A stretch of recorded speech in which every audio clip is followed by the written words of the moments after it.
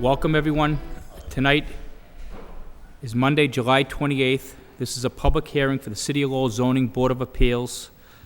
There are several matters on tonight's agenda, and you probably saw the agenda at the podium, but we're going to take things a little bit out of order because we have a handful of petitions that we suspect are going to move pretty quickly, and there's some tonight that we guess are going to take some time. So the first petition we're going to call is going to be a little bit out of order. However, I'd ask anybody wishing to address the board tonight to please state your name and address for the record, and also sign in so I don't have to interrupt you while you're speaking. The first matter we're going to take tonight, if there's a representative here, of BVP Lowell LLC, that's a Western Ave request for special permit. Not seeing anybody here, I do have a letter from Attorney Flood representing BVP. Dear Attorney Geary, dear Mr. Geary, I am writing this letter as attorney for BPV Lowell LLC. At the meeting held on July 14, 2008, the request for special permit was continued by your board to your hearing scheduled for August 11, 2008. When I left the meeting that evening with Mr. Fry, he advised me that unfortunately he would be unavailable on the 11th of August and asked that I request an additional continuance to August 25th when he will return. I would appreciate it if you would present this matter to the board at your hearing scheduled for Monday, July 28th, 2008, and advise. So, is there anybody here tonight wishing to oppose a continuance of this project? Hearing none, I'll entertain a motion from the board. Yes, Mr. Chairman, I'll make a motion to continue till August the 25th, 2008. Second motion. We need a roll call, and I will have to recuse myself from this. What's the matter there? That's what should be. Okay. Mr. Bailey, continue. Mr. Belanger, Continue. Mr. Geary, Recuse myself. Mr. Knox, Continue. Mr. Noon. Continue. Okay, that matter has been continued unanimously until Monday, July 28th, at the same time, 6:30 here at this building, in this room. There'll be no further notices. Anybody wishing to address the board regarding that issue, that petition should appear that evening. There'll be no further notices. Would you repeat the date that that's been rescheduled to? August 25th, 2008. I'm sorry, I had it wrong. It's August 25th, 2008. Thank you.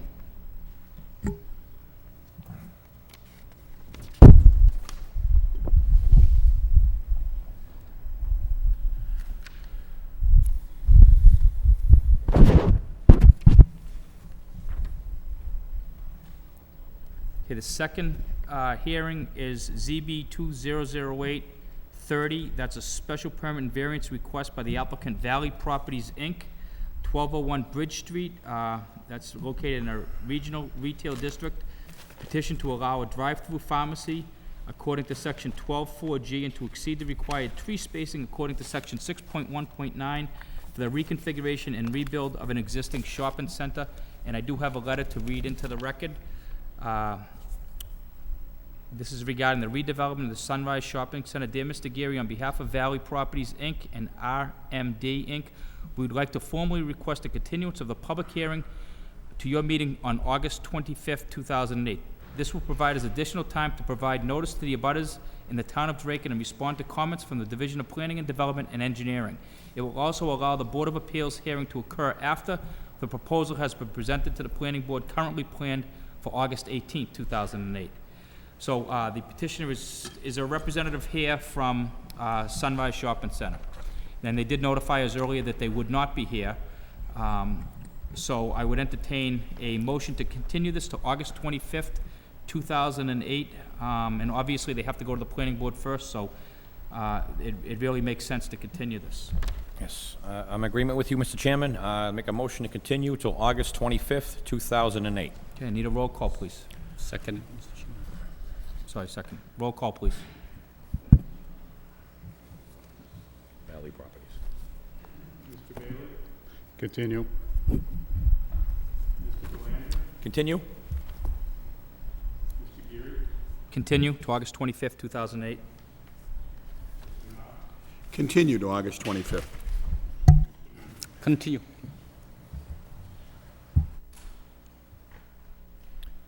Okay. That hearing has been continued to August 25th, 2008, Anybody wishing to address this board regarding that petition is invited to be here that day. There will be no further notices. The next petition I'm going to hear is listed under other business, and this is ZB 2007-67, administrative review of a previously granted relief for Priscilla Pollock on 10 Wyman Street. Would somebody representing that petitioner please address the board? Good evening, Mr. Pollock. Good evening. Jeff Polak, 17 Freedom Way. Jeff, just pull the microphone down a little. Jeff Polak, 17 Freedom Way. Jeff, we received the plans, my recollection is at the last hearing when we approved the variance to construct a single-family home, we asked you to provide us with a detailed plan of exactly what the home is going to look like. We have that in our package tonight. I believe all the board members have reviewed it. Do you have anything in addition to what you've given us that you'd like to say to the board, or? No, sir. Okay, what is the time frame for construction? We're still waiting we're right now trying to sell her existing home, so as soon as that sells, that would be when we'd start the construction. And this is what you plan to build there, and you're willing to sign this? Yep, it's all ready to go. I mean, we have a contractor, we have everything done, we have all the surveying done. We just need to get the funding now. Okay. Okay, we'll hear from the board. Bill? I guess the only question I'd have, Mr. Chairman, is are both homes going to be similar in style? No, the new home will be a ranch, one-level ranch style. Okay. The old home is a colonial So the two-story. existing home will stay as is? Yes. Yep. Okay. No, I have nothing further, Mr. Thanks, Chairman. Bill. Thank you. Jack? I have no comment. Thank you. Vesna? No comment, Mr. Chairman. Corey? Yes, through you, Mr. Chairman. My memory serves me correct. Yes, we're just waiting for an honest rendition, and I reviewed it this afternoon. It looks great. It certainly will conform to that neighborhood. It's a well-maintained home, what's there already, and I think this will only add to the neighborhood. I'm in favor of it. Thank you very much. Thank you. Kevin?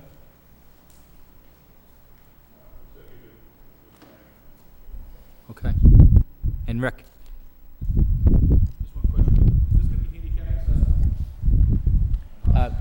It's gonna, as far as ramps and stuff, no, but we are gonna have the doorways and stuff and everything.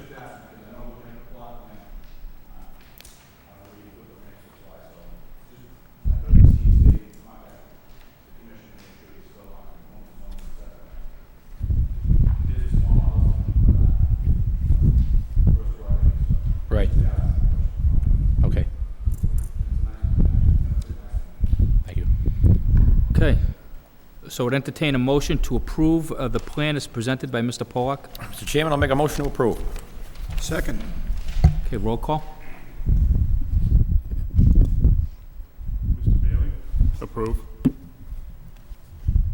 Mr. Belanger? Approve. Mr. Geary? Approve. Mr. Knox? Approve. Mr. Noonan? Approve. Okay, Mr. Pollock, you've been approved unanimously. This plan is what we'll keep on record, and if you could just come up and sign a copy right where, or just sign that copy right there. And thank you for coming tonight.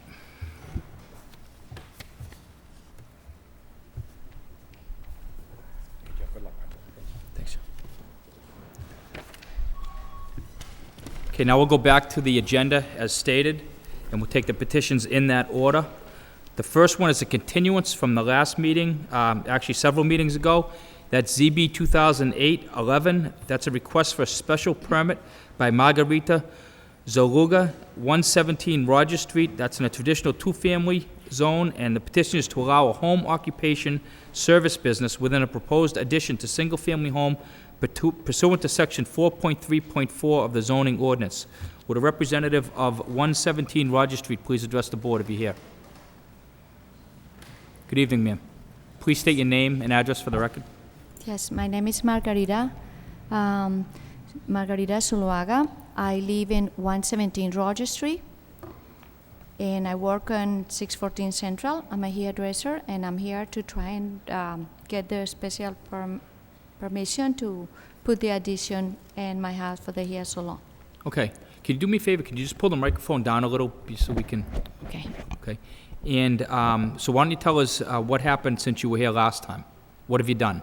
Okay, I spoke to the surveyor and he did some changes on the floor plan, which was like the ramp, handicap ramp, and then he described the 3 parking lots, which is one is going to be a handicap, and the turnaround on the front of the house, and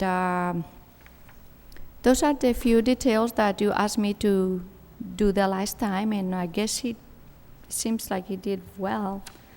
It's very understandable, and this is all I can present right now. Okay, and what did you decide? I know last time we had some discussion as to signage. I know you weren't, too keen on a big sign, and we know you have to stay within the regulations, but had you decided anything on a sign at all, just to notify that that's the door they go to, or? Can you repeat the question? If you recall, at the last meeting, we Yes. discussed briefly the issue about signage, a sign. Oh, yes. So what have you decided to do about that? Well, are we gonna, we decide we're gonna put a sign on the front, no parking during working area on the front of the house. We're gonna put that, because there's gonna be a turnaround area. And it's okay if I don't have to put a sign on the front. I don't think it would have affected me in any way because I have regular customers. Right, and all would It'd be all require right. probably is just that, that you just comply with the zoning ordinance. In other words, you're not coming before us again for a variance on any sign. Yeah, so, Okay. Is there anything else you'd like to say, ma'am?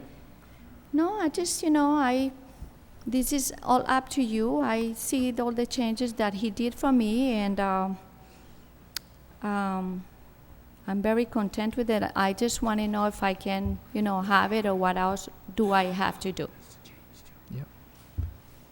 Okay. All right. Is there anybody here wishing to speak in favor of this petition? In favor? Hearing none, that portion of the public hearing is closed. Anybody here wishing to speak in opposition? In opposition?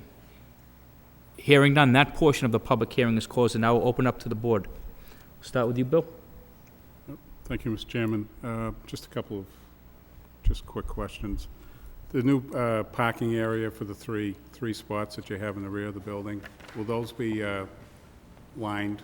In other words, you'll have separate spots. Will there be lines there to designate the 3 areas? Yes, I'm Okay. gonna have the 3, I'm gonna have it lined, so it'll be described exactly, Okay. a handicap and 2 regular parking, Okay. yeah.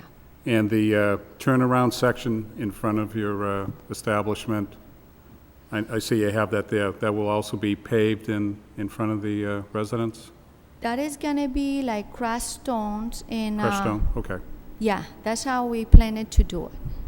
And you've allowed yourself enough area for the turnaround? Yeah, there's gonna be the area to turn around, because, Yep. I don't see any other way, and the Okay. way Sure. he described it the best that he could. Yeah, I have it here. I Yep. think you should have it there, too.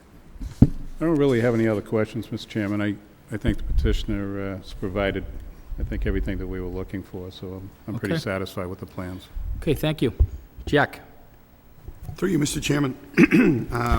I agree, and as I remember, I think the petitioner mentioned that I think the majority of our clientele also lives within walking distance, if my memory serves me correct, and it's a local clientele. The biggest concern addressed, which fellow board member Mr. Bailey just addressed, was the turnaround area in the front.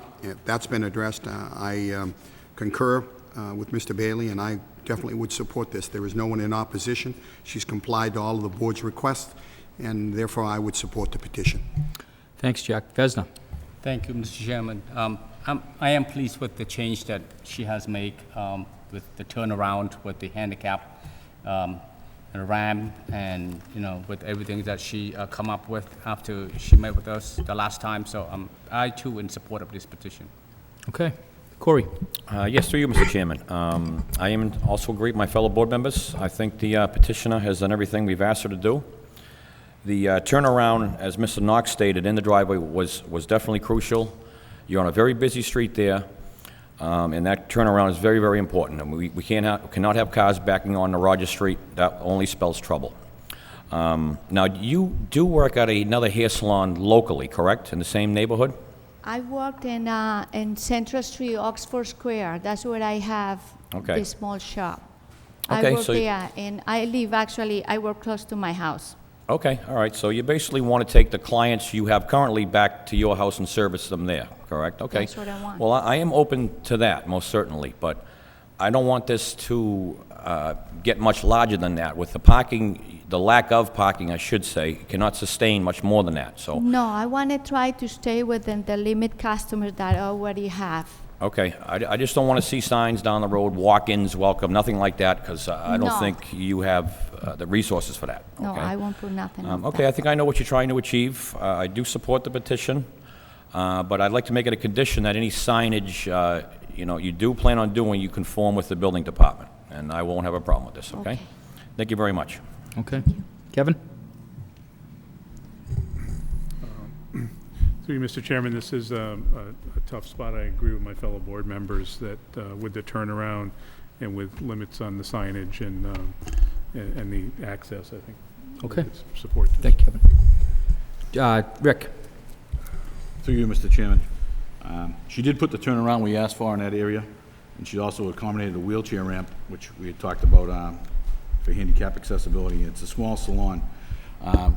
To the Commissioner, Bob, is this only good for a certain amount of time, then she has to come back for a review? Home occupations? I thought I read in the code that she has, it's 4 years or something maybe, or 36 months, or... Yeah, I believe she does have She to. has- I she'd don't have to have that come back. language in front of me, but yes, for review. For a review, so we'll be able to review it, so if we have any problems with it, Okay. we'll be able to look at it. We do not need to make that a condition, it will automatically No, come I back. believe that, if I'm almost correct, she has to come back. It's She right. has to come It's- back it's in the after X amount language, of I years. believe, yes. Because it's a home occupation. So you can put it if you want, Corey, if you want 12 months, and then after that, let her go to the distance of, 36 or 48. I mean, So in what time frame will she have to come back for review, Rick, to be? I forget, when we brought it up last time she was here, and I forgot what it was, Bob. Yeah, I made a note, and I don't recall what that is, and I don't have that book with me. All right, I well, just why don't had- we make it come back in a year's time to see how things are going up there with the parking there, let's just keep an eye on it, and we'll have her come back in a year or so That for a works. review. Yeah, Okay? that works for me. I'd agree to that. That's a good Okay. idea. Thank you. And again, it looks like a nice plan. Hopefully it'll work out for her. I'm in favor. Okay, and are you all set, Rick? All right, and I agree with everybody else. The one condition that I would want on there is if you ever do sell this business, that whoever the owner is has to then come before this board for approvals as well. Based on my recollection of the first meeting, we're approving this based on your specific business and how you run it. That doesn't mean that, if you decide to leave the business in a few years, you can't sell it. All it means is that if you do, that person then has to come before this board for approvals as well. So we're approving this for you to run this. Okay, if you understand that. So I'd want that as a condition. That's an outstanding compromise, Mr. Chairman. Okay, with that being said, I'll make a motion to approve with the following conditions: that any signage must comply with the building department and any future signage. Second, that it comes back to this board in 1 year for a review. Okay. Third condition, that if the property is conveyed, the new owner will have to come back to this board for approval. Now, Margarita, that means you cannot sell this home as a hair salon home business too. Okay. This stands for you and you only, not for the new owner, okay? I want to make that clear, okay? Yeah. I think that's it, Mr. Chairman. Okay, just for administratively, will she be notified in 1 year? She doesn't have to remember to come back in a year. How does that work, Bob? She should actually put it in her calendar, but we'll put our little tickler file in our files and notify her, 30 or 60 days prior to. Okay, ma'am, if this is approved with those conditions, all that means is that in 1 year from approximately this time or from the time after the appeal period expires, you'll just be required to present yourself to the board and we make sure there's been no problems. In the event that you've got 30 neighbors complaining that it's been chaos over there since we approved it, it gives us an opportunity to deal with it at that point. Okay? If there's no problems, it's just going to be continued to the next, 3 years after that. All right. Okay? Okay. Okay, so we need a roll call. Yeah, second. I think we need a second. I'll second it, Mr. Chairman. Okay, now we need a roll call. Who's that? You're all set. Mr. Bailey? Approve. Mr. Belanger, Approve with conditions. Mr. Geary, Approve with conditions? Mr. Knox, Approved with conditions. Does it right. and Mr. Noon. Approve with condition. Ma'am, you've been approved unanimously with conditions. All I'd like you to do is come up and just sign a copy of this plot plan so we know that this is what you intend to do. You just have to step up here and sign anywhere in the margin, and you're all set. Just sign anywhere in the margin. And just put today's date, anywhere you want.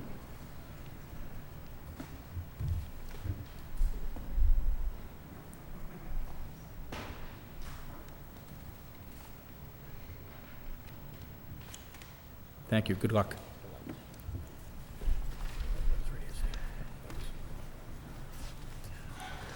Okay, moving down the agenda.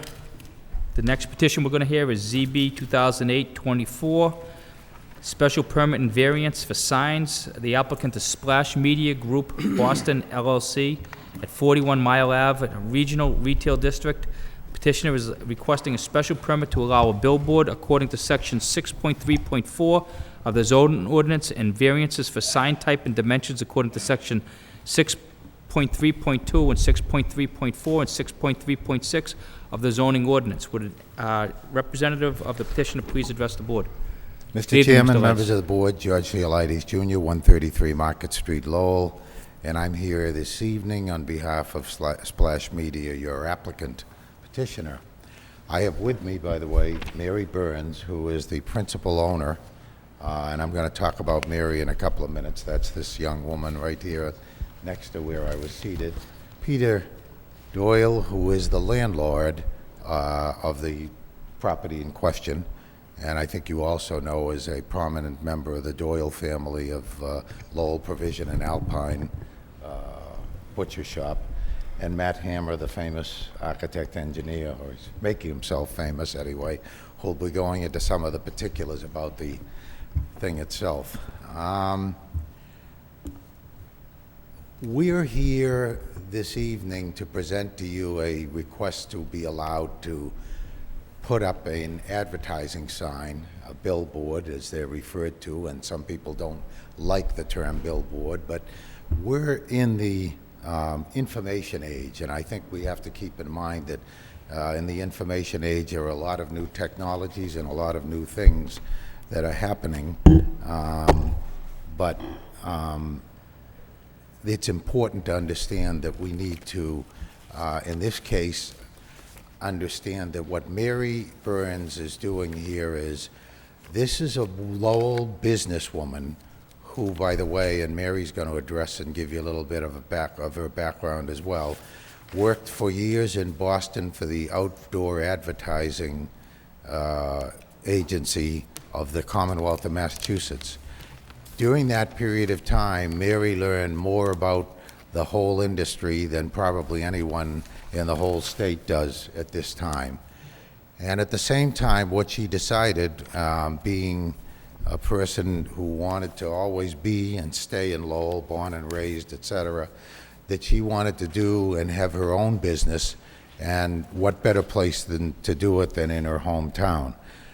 Even though the name, I think I may have alluded to that a minute ago, says Splash Media Group Boston, I have, and I've put in your package that I submitted to the board, I think it's at the end of the package, you'll see that in fact the people that are involved with that business are only Mary and her partner, Laura, can't think of Laura's last name, but anyway, Mary and her partner, and that's it. This is not a huge national conglomerate in the billboard business who's trying to get in and do some business in Lowell. This is a Lowell businesswoman who wants to do some business in Lowell.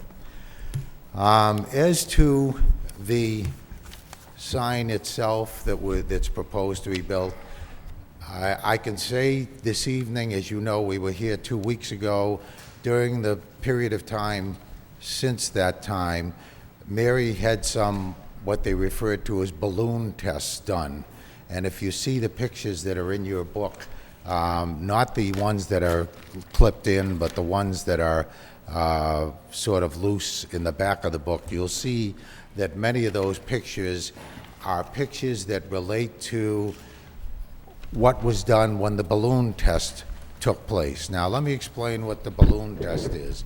The balloon test is that literally a balloon is put up in the sky and measured to be at a height where the sign would be located. And initially, Mary had, working with the professionals that she worked with, thought that she needed a sign that in total was 127 feet high. That included the sign itself. After doing the sign testing, which is, again, putting the balloon up and then going all over and seeing where you can see the sign and where you can't see the balloon, I should say, Mary determined that, that, as a matter of fact, we can in fact go 40 feet lower than we initially applied for. So for the record, I want to say that we are asking and we are amending what our request is, that instead of 127 feet, we want it to be 87 feet. The 87 feet, by the way, is the footage at which the balloon testing was done.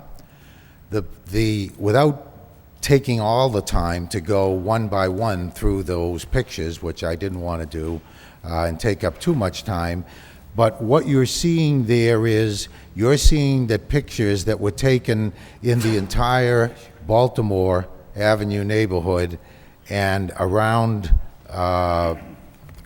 the industrial area across the street. It's not industrial, well, it's zoned industrial, but the former Wang Tower across the street that is one of the neighbors there. And what, in fact, you're seeing is in very few of those pictures, if any, I think there may be one or two, where you can see the red balloon that in any of the spots where the pictures were taken. I'd like everyone to also bear in mind that the area that we're talking about, and that's shown in the submission to you, showing an overhead view, like an aerial view, that's clipped into your notebooks near the beginning. It's an area I'm sure you're all familiar with, but it's an area that is located between Mr. Doyle's new store and the Route 3 highway. There's also running along that same area a very high wire New England Power, or whatever they call themselves, National Grid or whatever, today line, right adjacent to, or in between the area where that would be, which runs along the whole area there as well. I just want to, and in a little bit, Mr. Hammer will be able to show you a little bit more of what the sign itself is going to look like from a construction standpoint. This sign is proposed to be put on a pylon that will be driven into the ground. I think, how many feet, Matt, if you don't mind? I think it's 39 feet, the pylon goes into the ground. And off of that, we're talking about a two-face sign, one in each direction, that will come out on a V. And the V, in this case, is a V that will spread away from the neighborhood. So it's a V that would, the point of the V would be on the Route 3 side, meaning that each of these signs would be angled such that they would be away from any of the houses in the neighborhood. I'll let Matt give you more of the detail about that part of it, but some of the other things I'd like to talk about is, as you can see from the plan, this is an area that's absolutely a totally unused property and never will be used for any other reason. In this case, we're talking about an opportunity for some tax revenue to the city, because as a result of the work that Peter Doyle has done to build a new building over there in place of the music home that was there, and as a result of the tax revenues that would be generated here, it's a very favorable tax plus situation for the city, because there's no cost. There are no roads to be built because of this sign. There are no students going to school. There is no trash. There are no city services that will be required, whereas there's tax revenue that will be given there. In addition to that, Bear in mind, in the first instance, we are not seeking an electronic or an LED, as they're called, sign today. In the first instance, we're seeking only the traditional flat board sign. However, it is Mary's intent, if in fact you find it appropriate to allow her to put this sign up, to as soon as possible, when the state has not yet allowed this kind of sign, but as soon as possible, if that's allowed, she would like to come back and have that changed to an LED type of sign. Now, why an LED type of sign? Because it's changeable, and that's a very significant thing. Now, let me say hastily, because I know changeable signs are an issue in this city and have been talked about in a different scope with regard to signs for business structures, but this is not a sign that would change every minute, 30 seconds, 10 seconds, and be a distraction or a problem for any drivers or anything like that. This is a sign that would change, for example, for an instance of an Amber Alert, and be able to give notice on the highway to passersby in the north and south direction of an Amber Alert, but not just notices. And I have to digress for a second, because I was on the road all weekend in both Route 3, 93, et cetera, and I know that, and I'll comment some more on the planning department's memo to you folks, but I know they indicate there are already signs that the state is putting up. Well, it's kind of interesting, because I'm sure you're aware that right now there's an Amber Alert going on. I don't know if it's been solved yet, but it's certainly been in the news and been active for the last 24, 48 hours. I myself, in all the time that I was looking at these state signs which are on the road, never got anything much more than Red Sox insignias or Red Sox license plate. No picture of the missing girl, no more information that somebody could read or whatever. The kinds of sign that Mary is talking about are the kinds of things that would put a picture right up on the board there, so that people can talk about and see who this is, and would be able to put information on a large permanent basis that you'll never get on the kind of over-the-highway sign, which in my opinion is also a safety element too, because you always have people slowing down in the middle of the road to catch the sign. So I did want to comment on that thing that was stated by the memo from the planning department. I know that there are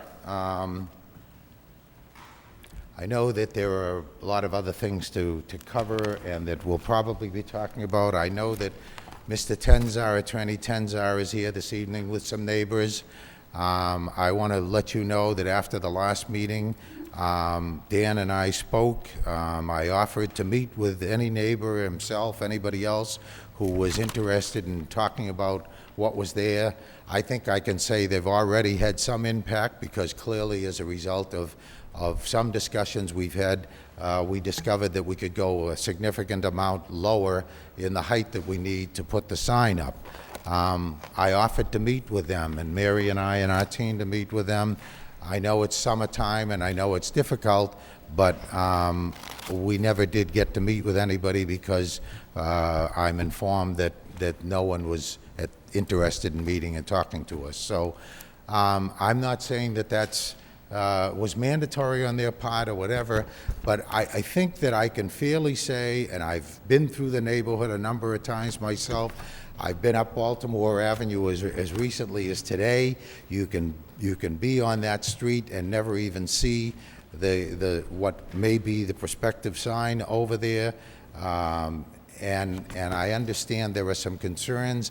I should mention, and I think either Mary or Matt will talk about this, any lighting that will go on this sign in today's market, you know that the electrical people can do things so that there's no bleeding, no overlap of lighting on signs, and the lighting will never be an interference for any of these neighbors along the way.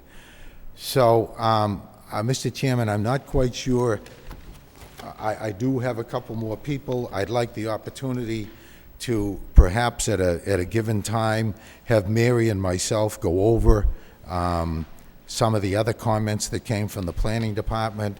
I don't want to take a lot of time in advance doing that, and I think they're probably more appropriate at a rebuttal time, and I'm sure I'm going to hear something from the neighbors as well.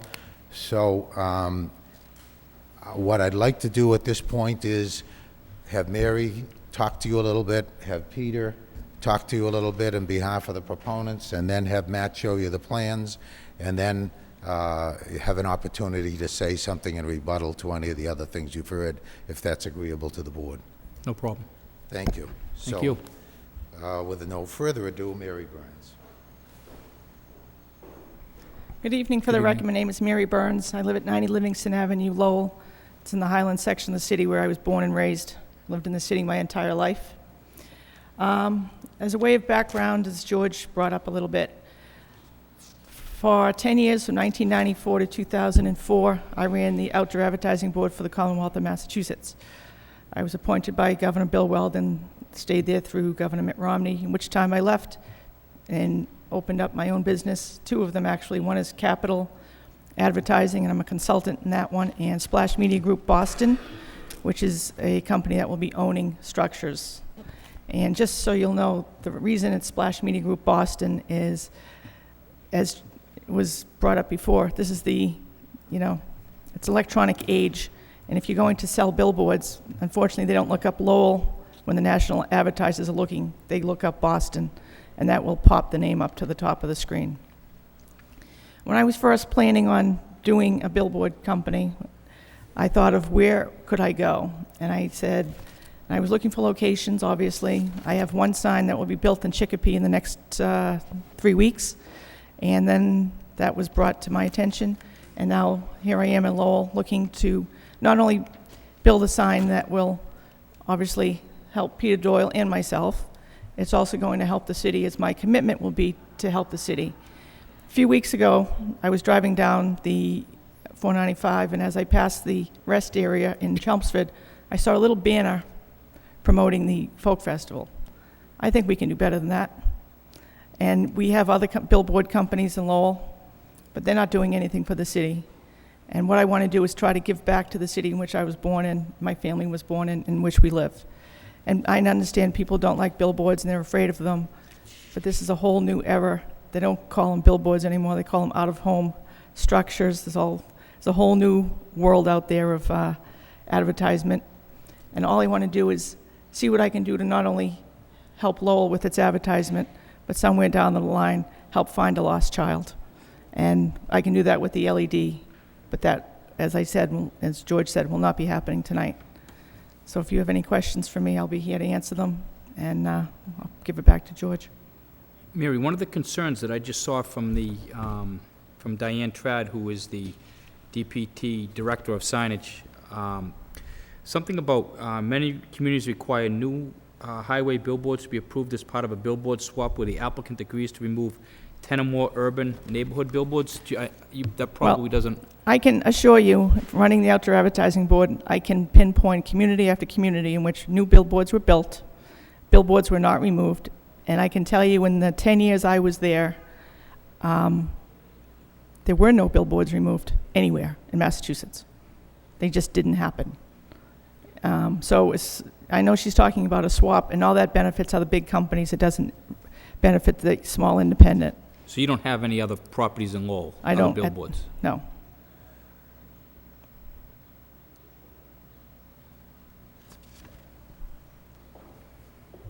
Okay.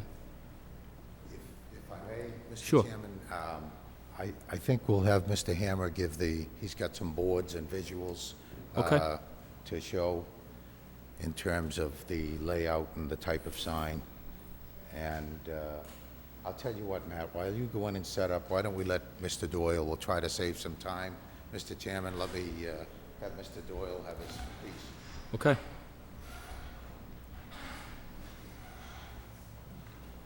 Hi, Peter Doyle. 963 Chelmsford Street is where I pretty much live these days, but I actually have a home in Tingsboro. I also was born and raised in Lowell, and I grew up in the Highlands on Viola Street, right around the corner from these guys. And there were other people who offered the same type of signage that Mary's talking about. And Mary's company is quite a bit different, whereas the structure is driven into the ground. There's no digging, there's no concrete, so there's no environmental disruption. And so it was the neatest, cleanest. You don't have a great big cement trucks pouring like we had a lot in my place, but it's a simpler structure to build. And then secondly, I wanted to talk a little bit about, we've taken a building that was a blight. Everybody knew that the music mall. Even today, where's your store? Oh, it's on Chelmsford Street. Where? Well, remember the music mall? Oh yeah, that right there. Oh, okay, now I understand. So it was a thing that was not attractive, and we spent a lot of time designing and building a structure that would enhance the area, and is not going to detract. And certainly, it didn't detract from any of these people's property values at all. And then, give me a second. And one of the things I was going to talk about further was the sign that I do have out front that we've installed, and that's just a notice on the street. And we could have, according to the signage laws, put a sign on a 30. I'm guessing that because I don't know all the rules, but like a 30-foot pylon, and shrunk the sign down to be 100% sign, but no cabinet, because the cabinet is part of the sign, and made something that was a detraction. So I'm saying is I put a lot of time and a lot of effort, and certainly all the resources that I have into putting something together, and I would not put a structure up that's going to detract from what I've put together, because the structure is, what we're proposing is small potatoes compared to what I've already put together. And I wouldn't allow the sign to be in my view, it enhances the area.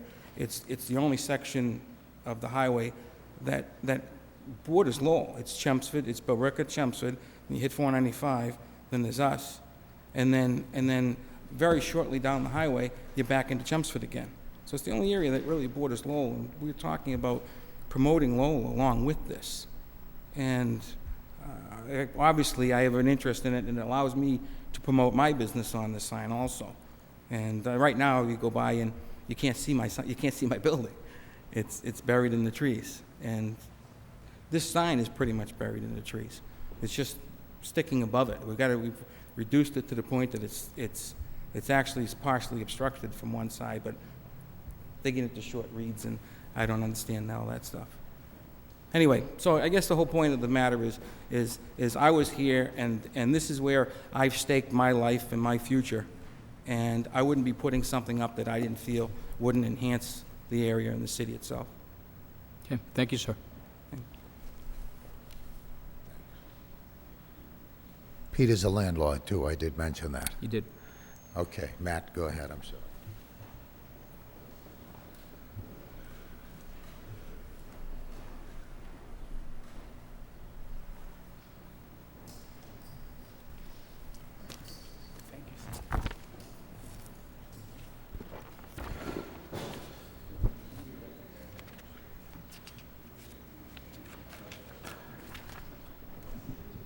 Is this working?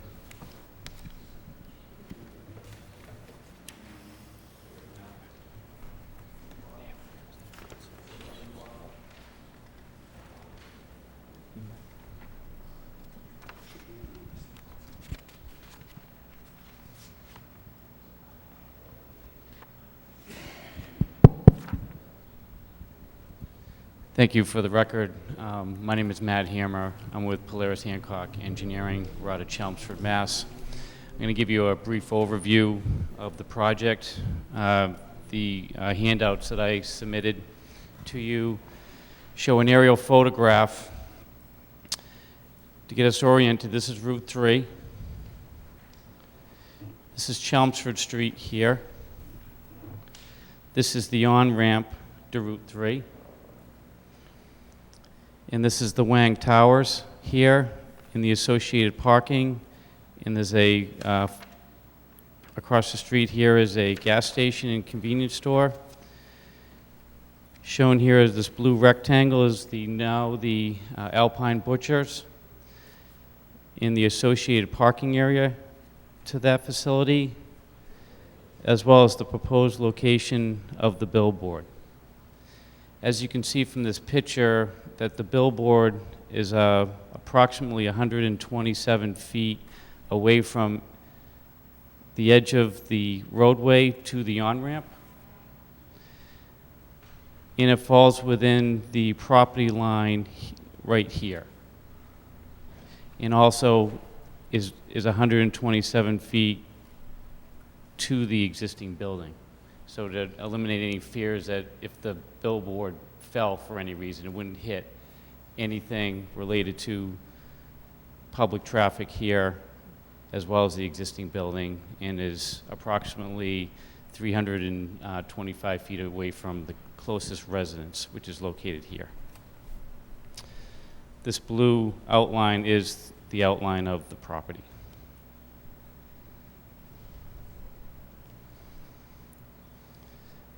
The next handout shows the site plan, the existing site plan, where we have Chelmsford Street here. This arc shown here is the edge of the pavement to the Route 3 on-ramp. And there's a parking facility here which enables the actual billboard to be installed without disturbing the surrounding area, meaning it doesn't need a slab for this type of billboard.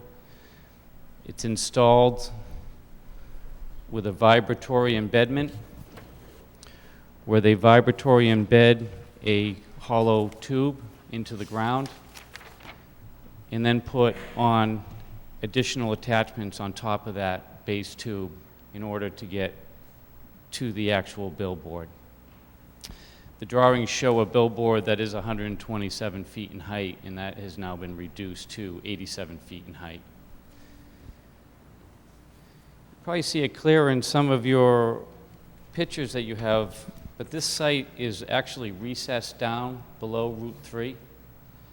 So Route 3 here is approximately 40 feet above the actual ground where the billboard is going to be installed, as well as the tree line is approximately 40 feet also, 50 feet.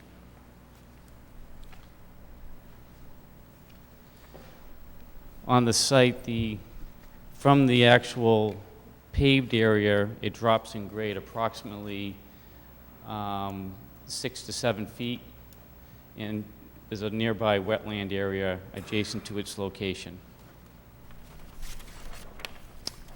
And that's my presentation of the billboard. And I can leave any of these up if anyone is better to look at. Okay, thank you, sir. Yep. Okay. Anything else, counsel? Just a couple of quick points that I might have missed along the way. First of all was one that Matt just alluded to. In addition to the fact that the height of the sign will be reduced by 40 feet, it really starts way below the highway. So you're really talking about an area, as you can see from the proposals, the pictures showing where it would be. It's not the kind of height that 127 or even 87 feet sounds like. Secondly, Mary alluded quickly to the fact that that the Amber Alert, Silver Alert, by the way, is another whole thing now of wandering elderly people, which is becoming very big. These are the kinds of things that the community could really use some help with. Also, Mary has already agreed that she will give a substantial amount of time to the city once she gets, hopefully, your permission, and then later on the state's permission for the LED type of sign, to advertise city events like our own folk festival, our Winterfest, to advertise sporting events for the high school, for the college, for the university, so that people will know periodically what's going on in the city, anything to help attract people along the way. So that's basically it. We need a variance we're asking the board for a variance because this is a particular zone where the sign isn't ordinarily allowed, and that's why we need a variance. We need a special permit because that's the nature of every sign, every billboard sign anyway, that comes before or that's proposed for the city of Lowell has to get a special permit from this board. So I and the rest of the folks are available to answer any questions that the board might have later, or hopefully to be able to answer any questions from any of the opponents at this point now. Just one quick question, so on my mind, what prompted them to reduce the sign from 127 proposed to the 87? Like, what was that the result of a balloon test, or? It was. Okay. It was. I think there was some, we were already talking about a 10 or 20-foot reduction as a possibility to try to help the situation. But once Mary got out there with the sign and was able to take a look at it, she realized that she really just wanted to get treetop kind of height, nothing extraordinary, nothing beyond that. So, as I said, I think that's a pretty big change right there. And just so I understand, the billboard, I'm just a little bit confused as to what the state may approve if this is ever approved here later on. So is this a traditional billboard where you get a picture, like they roll it on like wallpaper, or is this something different? I'll let Mary answer. Okay. All I'm applying for right now is a 14 by 48 flex, and that it's actually vinyl, which is strapped onto the back of the board. It's very traditional. However, to have a billboard in Massachusetts, you need a state permit from the Outdoor Advertising Board. So once, hopefully, I get approval from this board, I have to then bring my application to the state Outdoor Advertising Board, which will make sure that all the regulations have been met, the city has agreed to the location, and it meets the Federal Highway Beautification Act of 1965 guidelines. But the process has to begin at the local level, and that's why we're here tonight. Okay. Would you have any intention of putting up the vinyl-backed signs? It will be vinyl right from the beginning. Okay. Okay. All right, I was just confused at it. Okay, Yeah. thank you. Okay. That's it for the proponents Okay. for now. All right. Anybody here wishing to speak in favor of this petition, in favor? Hearing none that haven't already spoke, that portion of the public hearing is closed. Anybody here wishing to speak in opposition? In opposition? Mr. Tenza? Good morning, good evening, Mr. Chairman, members of the board. I'm here on behalf of the Baltimore Ave neighborhood, of which I am one. I live at 69 Baltimore Ave. I'm also a practicing attorney in Lowell. Dan, could you state your name? I don't think. Attorney Dan Tenzar, 69 Baltimore Ave. A couple of things that were said I'd just like to address. One of the things that they mentioned was in this information age, how do you advertise? Well, a lot of it's not as invasive as described in a billboard. A lot of it's email, a lot of it's direct mail advertising. There's a lot of ways to get your business out there and get it known. Mr. Doyle picked this location. None of us as neighbors had a problem with him picking that location. We thought it was a great thing for the neighborhood. Absolutely. None of us came out in opposition, which he did have to seek permitting for. None of us. Why? Because it's a regional retail district. We were going to have one of our own, member of the Highlands, in the neighborhood. We didn't have a problem with that. What do we have a problem with?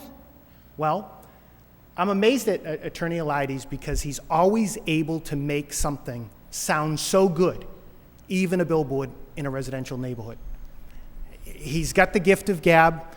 He's amazing. I wish I could follow that, but I'm just going to give you my 2 cents worth. I'm here with a representative cross-section of my neighborhood. I've lived in the neighborhood 45 years. My aunt, Sharon Ty, has been there, I'm going to just say, a little longer than myself. My cousin Sean Ty is here as well. He's lived there as long as I have. I think he's just a little older. Mr. Young is only a recent entrant to the neighborhood, and he's probably been there 15 years. And Dickie Jutras in the back, his family has lived on Baltimore Ave for as long as I can remember. So these are people with great roots in this neighborhood. We're very proud of the neighborhood, and we're very proud of Peter as an addition to the neighborhood. We're not proud of a billboard. Not at all. There's a place for everything, and certainly there can be some good uses to billboards. I'm sure of it. Attorney Elides and Mary Burns have probably, pointed out some of the best examples. But we have zoning for a reason, and we have zoning to protect the neighborhoods, as you well know. I don't have to tell you guys that. You guys do it week in and week out. The idea behind the zoning for residential areas is to maintain the character and integrity of those neighborhoods.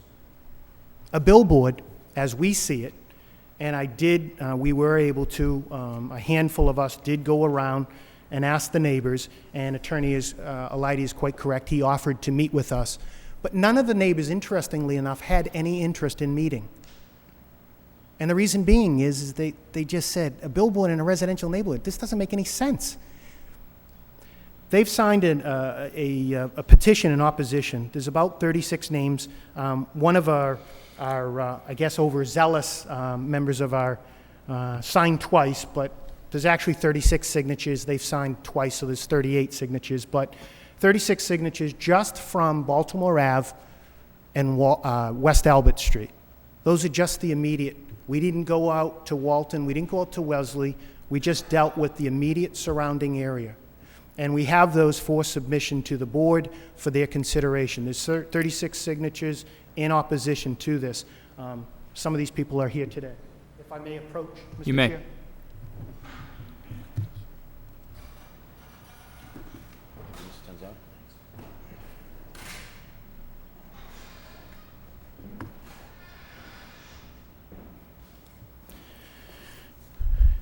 Now, Mary Burns, we have nothing against Mary Burns. I talked to them 2 weeks ago. Same with Mr. Doyle. We want businesses in Lowell, but we want them in the right spots. Once again, that's where zoning comes in. It's my understanding of the zoning, limited understanding, but some, is that these billboards are for industrial areas. Find an industrial area. This isn't something that to say that they can't have a billboard. Sure they can, but in the right environment. Now, they mentioned they were going to move it 40 feet down to 87 feet. That's still 8 or 9 stories. And they mentioned that it probably won't be visible. Well, it's not visible right now because there's foliage. I mean, for 4 to 5 months out of the year, that may not be visible from Baltimore Ave. But its visibility will be greatly affected during the fall, the winter, and the early spring. That will be somewhat noticeable. Now, is that the major factor as to why we're here? No. We're here because, once again, billboards don't belong in residential neighborhoods. We do commend Mr. Doyle for his investment in Lowell. Once again, this neighborhood has welcomed Mr. Doyle. He's formed many friendships right around the immediate area. And people really like Mr. Doyle. They don't like the sign, but they like Mr. Doyle.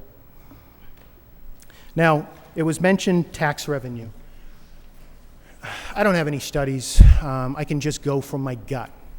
When you look at something or look at an area, do you expect to see billboards in residential neighborhoods? For my opinion, it's no. Safety. It was mentioned that, I think by Mr. Elides, that you'll see people going along the highways and you'll see those big boards over overpasses or on signage that people will slow down to read them.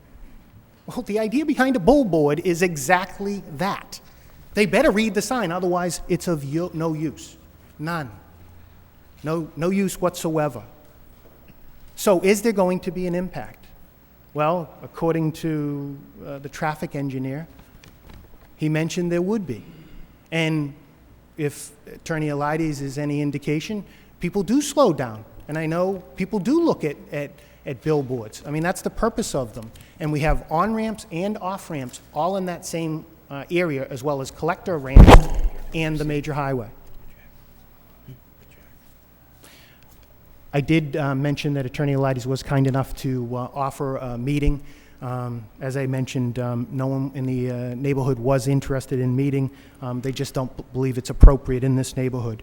There are a number of individuals that expressed to me in my neighborhood that they don't wish, that they couldn't be here. They wish they had. Some of them were on vacation. Some of them have children. It is what it is, and some of them are a little older than myself, to put it nicely, but couldn't be here. But we do have a representative cross-section. One of the things that I do remember from my brief stint here at the Board of Appeals was that variances require a special hardship. As you can hear from the silence and from Attorney Elides, there wasn't any. There was nothing addressed on that. Nothing. Because there isn't any hardship here. All right? This is, look, the bottom line is people want to make money, and I have nothing against that, but do it in the right areas. We believe it would be detrimental to this area. We believe it'll be detrimental to the gateway of Lowell, Massachusetts. If you want to put one of these, put it in an industrial area. I think that's all. If you have any questions, please feel free to ask. Thanks, Dan. Anybody else wishing to speak in opposition of this petition? In opposition? Sir, please state your name and address for the record. Yes, sir. My name is Alan Young. I live at 64 Baltimore Avenue, and I'm in opposition for the signs for the same reasons stated. Thank you very much, sir. Anybody else wishing to speak in opposition? Good evening, ma'am.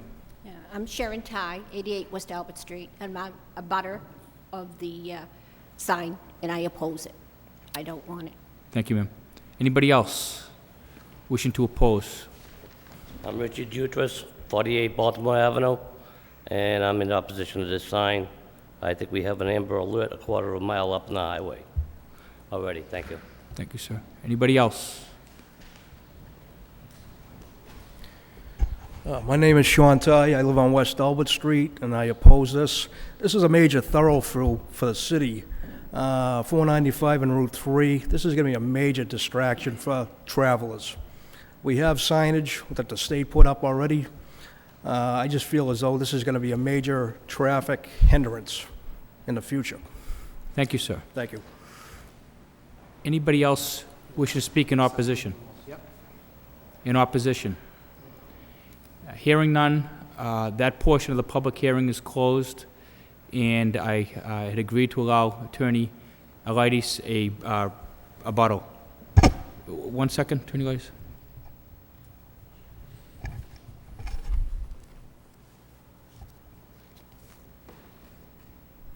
All right. Mr. Elides, we're going to take a 5-minute break, if that's okay. Fine. Thanks.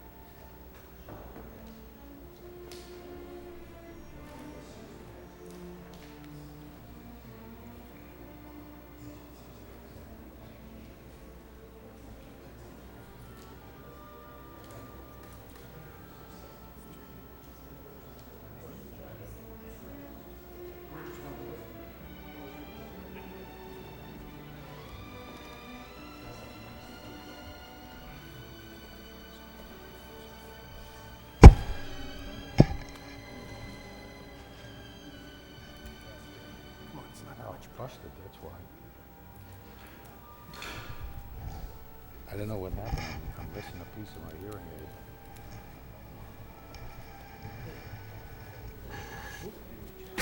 What are you looking for? I'm missing a piece. What is it? What piece? Looks like this back piece. You see? Yeah. Would it be in your pocket, maybe?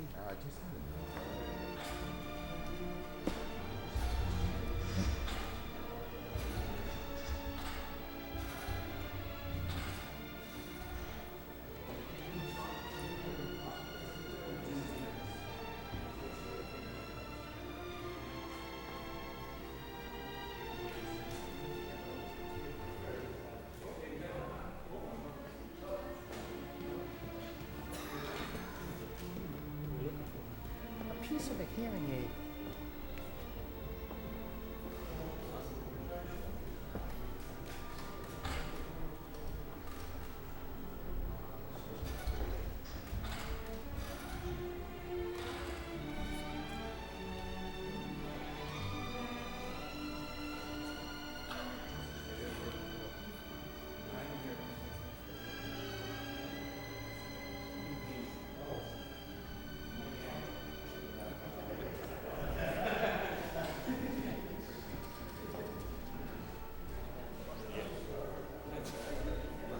How about that for life's embarrassing moments? It's not easy getting old. I wonder if it'll... Huh? Now the question is, will it work if I put it on? Okay, we're going to go back on the record. No, I got This is the petition for Splash Media Group. We had stopped at the rebuttal from Mr. Alides. While I took that break, or everybody took that break, I went over to try and get a window open. In the meantime, my hearing aid, which I just had fixed today, the back piece disappeared off of the front, so I had everybody in the place looking for it here. And you know where it turned up, Mr. Chairman? I heard you say in the back of my ear. Okay. The good news is you found it. I apologize. It's nice to have a late moment anyways, especially after going after Dan, who flatters me terribly. I took my jacket off, too. I've never done that before, but I figured it's time to get down to business here. It's just too hot in here. I'm not going to take a lot. I feel on the one hand, there's a lot of things in addition I want to cover, but on the other hand, I know it's hot, it's late, et cetera. So I'm going to try to make a quick summary of a couple of things beside the nice things that Dan said about me, some of the other things that he talked about. First of all, he kept saying a residential neighborhood. This is not a residential neighborhood. I'm reminded of the Lowe's petition, and we all know what a mess that was, and everybody talking about a residential neighborhood. Yes, across the street from the Lowe's project was a residential neighborhood, and yes, about 300 feet away from this regional retail, that's what this property is, in a regional retail zone, is a residential neighborhood. But all those people know that. They look out, when they look out their window, they not only on occasions can see Route 3, but they can see Cross Point, and they can see a heck of a lot of other things, and they have that, they bought their house there, etc. Dan Tenzar is there, a lifelong resident. Everybody loves him.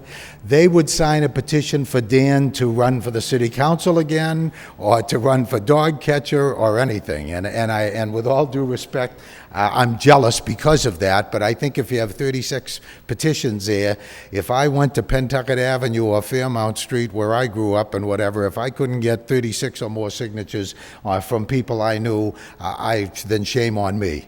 So I think I have to take that with a grain of salt, with all due respect to Dan.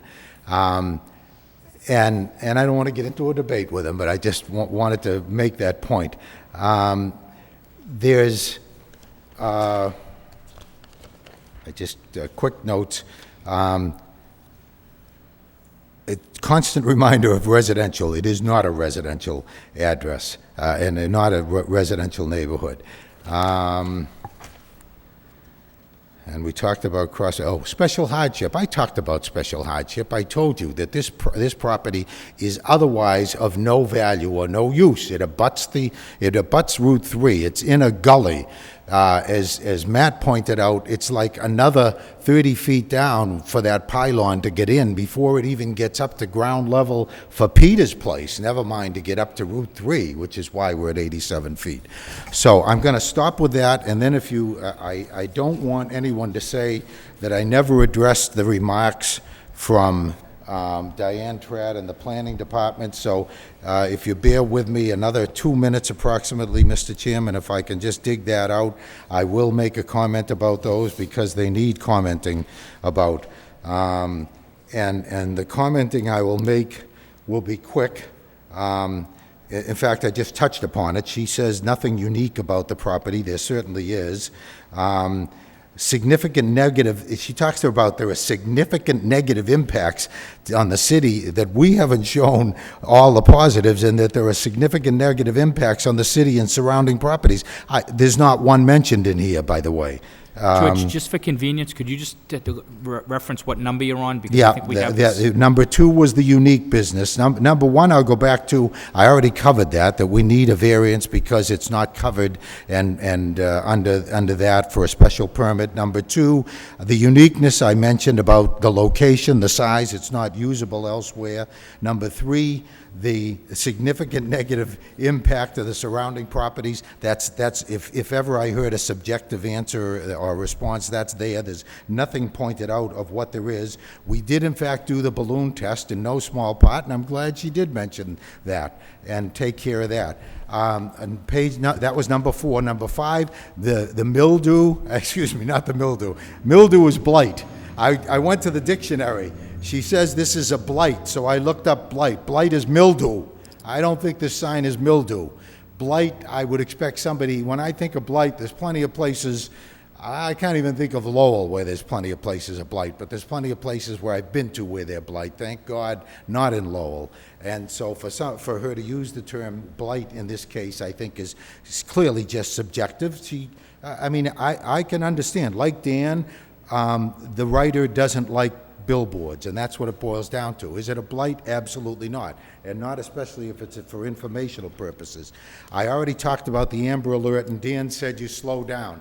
The difference is when you slow down, I don't see people slow down for a billboard, and I've driven for 50 years. I've never seen people slow down for a billboard, but I've seen plenty of them slow down, whether it be Maine, New Hampshire, Vermont, or Massachusetts, where those damn signs are in the middle of the road and you can't even read what they are because they're lousy. That's number 6. Number 7, about the impact of new electronic LED boards on public safety. My God. I'll defer to my brother Chris, my older brother, who talks about all the over-regulation in this country. Is somebody trying to tell me that an LED from a signboard up there is a danger to somebody's health? If it is, then I'm sure Mary, if it's proven to be, she'll gladly take it down. And Peter will take it down because he's working there himself. Mary spoke to the issue of how many billboards have been removed from communities, et cetera. And yeah, there are people that are taking signs down. If you're in Utopiaville, then they'll take signs down. But what we want to do is we want to promote the city of Lowell, and that's why we'd like to ask you to approve the sign tonight. I thank you. I'm sorry I took so much extra time, but it needed to be said. And I'm sure Dan's going to pop right back up here because that's the nature of the lawyer business. Not at all. Gary, Nope. Just briefly, the 36 signatures, while my neighbors may like me, they've known me long enough, they probably like some things and not some others, but they're very independent, much like myself. They speak their piece. I had a couple that said, no, we're not interested in signing. Okay, it is what it is. I said, but I will be there, and I will represent the 36 other individuals that have signed. Once again, I hope I wasn't saying it, and Attorney Eliades has indicated I was, but it's next to a residential area. He mentioned his no-use criteria. That land is of no use. Well, it shouldn't be. It's wetlands. Nothing should be out there. Nothing. Once again, we like Peter. Peter's proposal was a good fit for the residential neighborhood. He mentioned where else to build it. Well, Go across the street, Cross Point, industrial area. They have those rights. He mentioned uniqueness. There's nothing unique. You need to pick the right area, and that's the purpose of zoning. Thank you. Thank you. Okay, that's going to conclude our public hearing section of this meeting, and now we're going to deliberate as a board, and I'll start with you. Bill, do you have any comments, thoughts? Thank you, Mr. Chair. Yeah, I have a couple of things to discuss. If I can ask a couple of questions of Mr. Sure. Velites. The sign itself is a two-sided sign, and that's correct? Correct. Which I assume would mean on Route 3 would be a north and southbound. Correct. So the sign itself would not be facing the residential area at all, is that? Correct. Is that correct? In fact, angled away from the residential area, as I said, this on the V. So the sign is basically perpendicular to the lineup of Baltimore Ave and all those Correct. streets? Okay.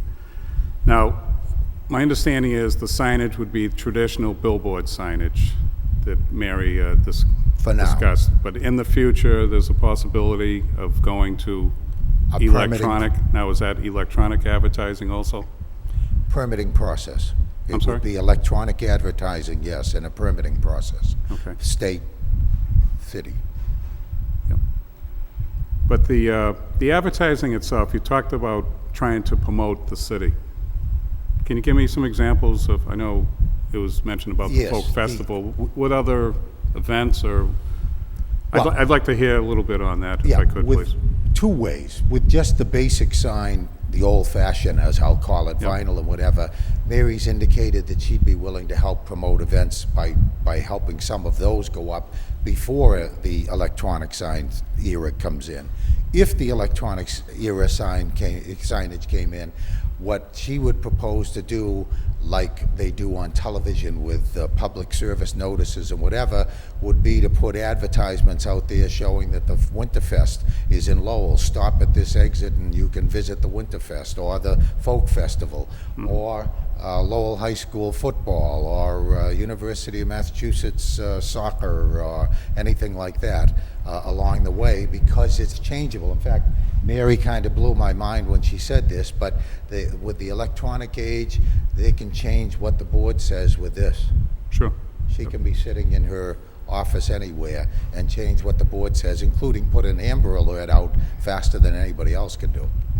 I don't know if that answers your question or not, No, Mr. Bailey. I was just curious because I've heard that as a theme about, I'll call it promoting the city or trying to tie in with the city Right. events or, I Right. just wanted to make sure I understood what you were Absolutely. saying, because I guess I think of traditional billboards as advertising billboards. I mean, obviously, people advertise to promote a product or a service, and somebody earns revenue on that. So I'm just trying to understand what the purpose of the billboard is and what the intended audience is. And the emphasis, I'm glad you asked it and asked it that way. The emphasis in this case is that because it's Mary, the local person who owns it and wants to help promote, then she's going to be able to do that. Mhm.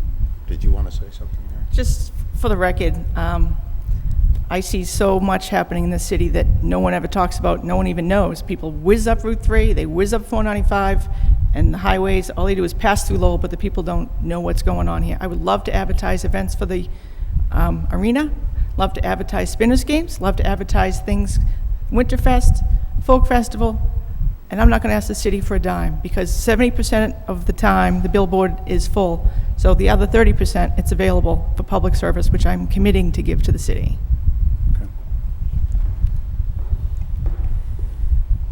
How long do you plan on having the traditional billboard? Did you have a time frame around that, how long that would be in place, the vinyl? I'm sorry? At this point, I want to just put up the traditional billboard. Yep. And if the LED becomes more affordable, I will investigate that down the road. But right now, it will be traditional billboard. And if I do change to LED, I have to be back before this board anyway. Yep. Okay, thank you. I mean, as far as the height, you reduced it down to 87, I believe, and you also had a picture in there that showed the McDonald's sign, I believe, which is at 80 feet, so that would, it's kind of close to what the height of that McDonald's, not that the two are the same, I'm just... It actually will, I'm sorry to interrupt, but it actually will be less, Mr. Bailey, which is why I wanted to make that point. No, it's at 87. The difference is, as I mentioned, and I think Matt can help us with that, what's the distance between the distance, maybe I'm wrong, and you can help us out here. After it's buried and it's down in that level that it's at, will it be up, the top of the sign be at 87 feet? Okay, you're right, I'm sorry, that's what it is. So it in fact would be at approximately the same height as the McDonald's sign, right, on the connector. You've taken the existing trees and whatever growth is there, and you've estimated that's what you need for basically height to just clear it, is that correct? Correct. Okay. I mean, from a safety standpoint, I don't see where the sign is going to affect what happens on Route 3 right now. I don't see any traffic issues with the sign. But, you know, with the people from the neighborhood showing up, I understand, and I certainly appreciate, first of all, them showing up and voicing their displeasure. I mean, I don't live in that neighborhood. I'm very familiar with the area, but I'm just trying to look at this as a, you know, what the opportunity is for the proponent, but I also have a strong interest in what the neighborhood people think also. I really don't have anything else, Mr. Chairman, at this point. Thank you. Thank you, Bill. Jack? Through you, Mr. Chairman. I also, each time any neighborhood comes out, either in support or in opposition, I think this board unanimously appreciates and understands the position that any faction opposing a petition. So we thank you for coming out. It's part of the process, and we welcome it. The Vice Chair, Vesanuan, and Corey Belanger and myself have been on the board long enough that we remember a petition that came before this board several years ago that this board unanimously supported, and it was for a very similar project, except it was going to take place on the connector, or near the connector. It's on. It's got to be another issue. Unfortunately, in spite of the board's unanimous support, it wound up in court and is still there, and we're not certain it will ever see the light of day.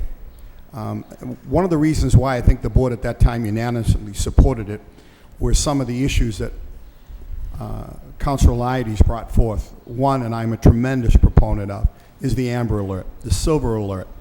The idea of reaching out and finding a way to let people know of the numerous activities that go on in the city. I remember the petitioner that came before us at that time, and it's probably 2 or 3 years ago now, also mentioned reaching out to Songus Arena, to the Lowell Auditorium, to things that are going to help generate revenue, to bring people into the city. And perhaps someone is driving through the area and sees on the billboard that an event's going to take place, and they're going to stop in the city and spend money as a result of it. So that's another serious consideration on my part. Obviously, again, the Amber Alert, the Silver Alert. The fact that, and with all due respect to Mr. Tenza, 2 issues that he mentioned, and I think it does a disservice to the petitioner. One was his reference, and he did take back, to the fact that it's residential. It's regional retail. Second reference that I picked up on, he mentioned wetlands. I see nothing from conservation. I see nothing that indicates it is wetlands. So I think that does a disservice to the petitioner as well. All that being said, and what I think are the positive impacts, Mr. Bailey mentioned the idea of the positioning of the sign, which does not interfere with the residential area. I think is another positive.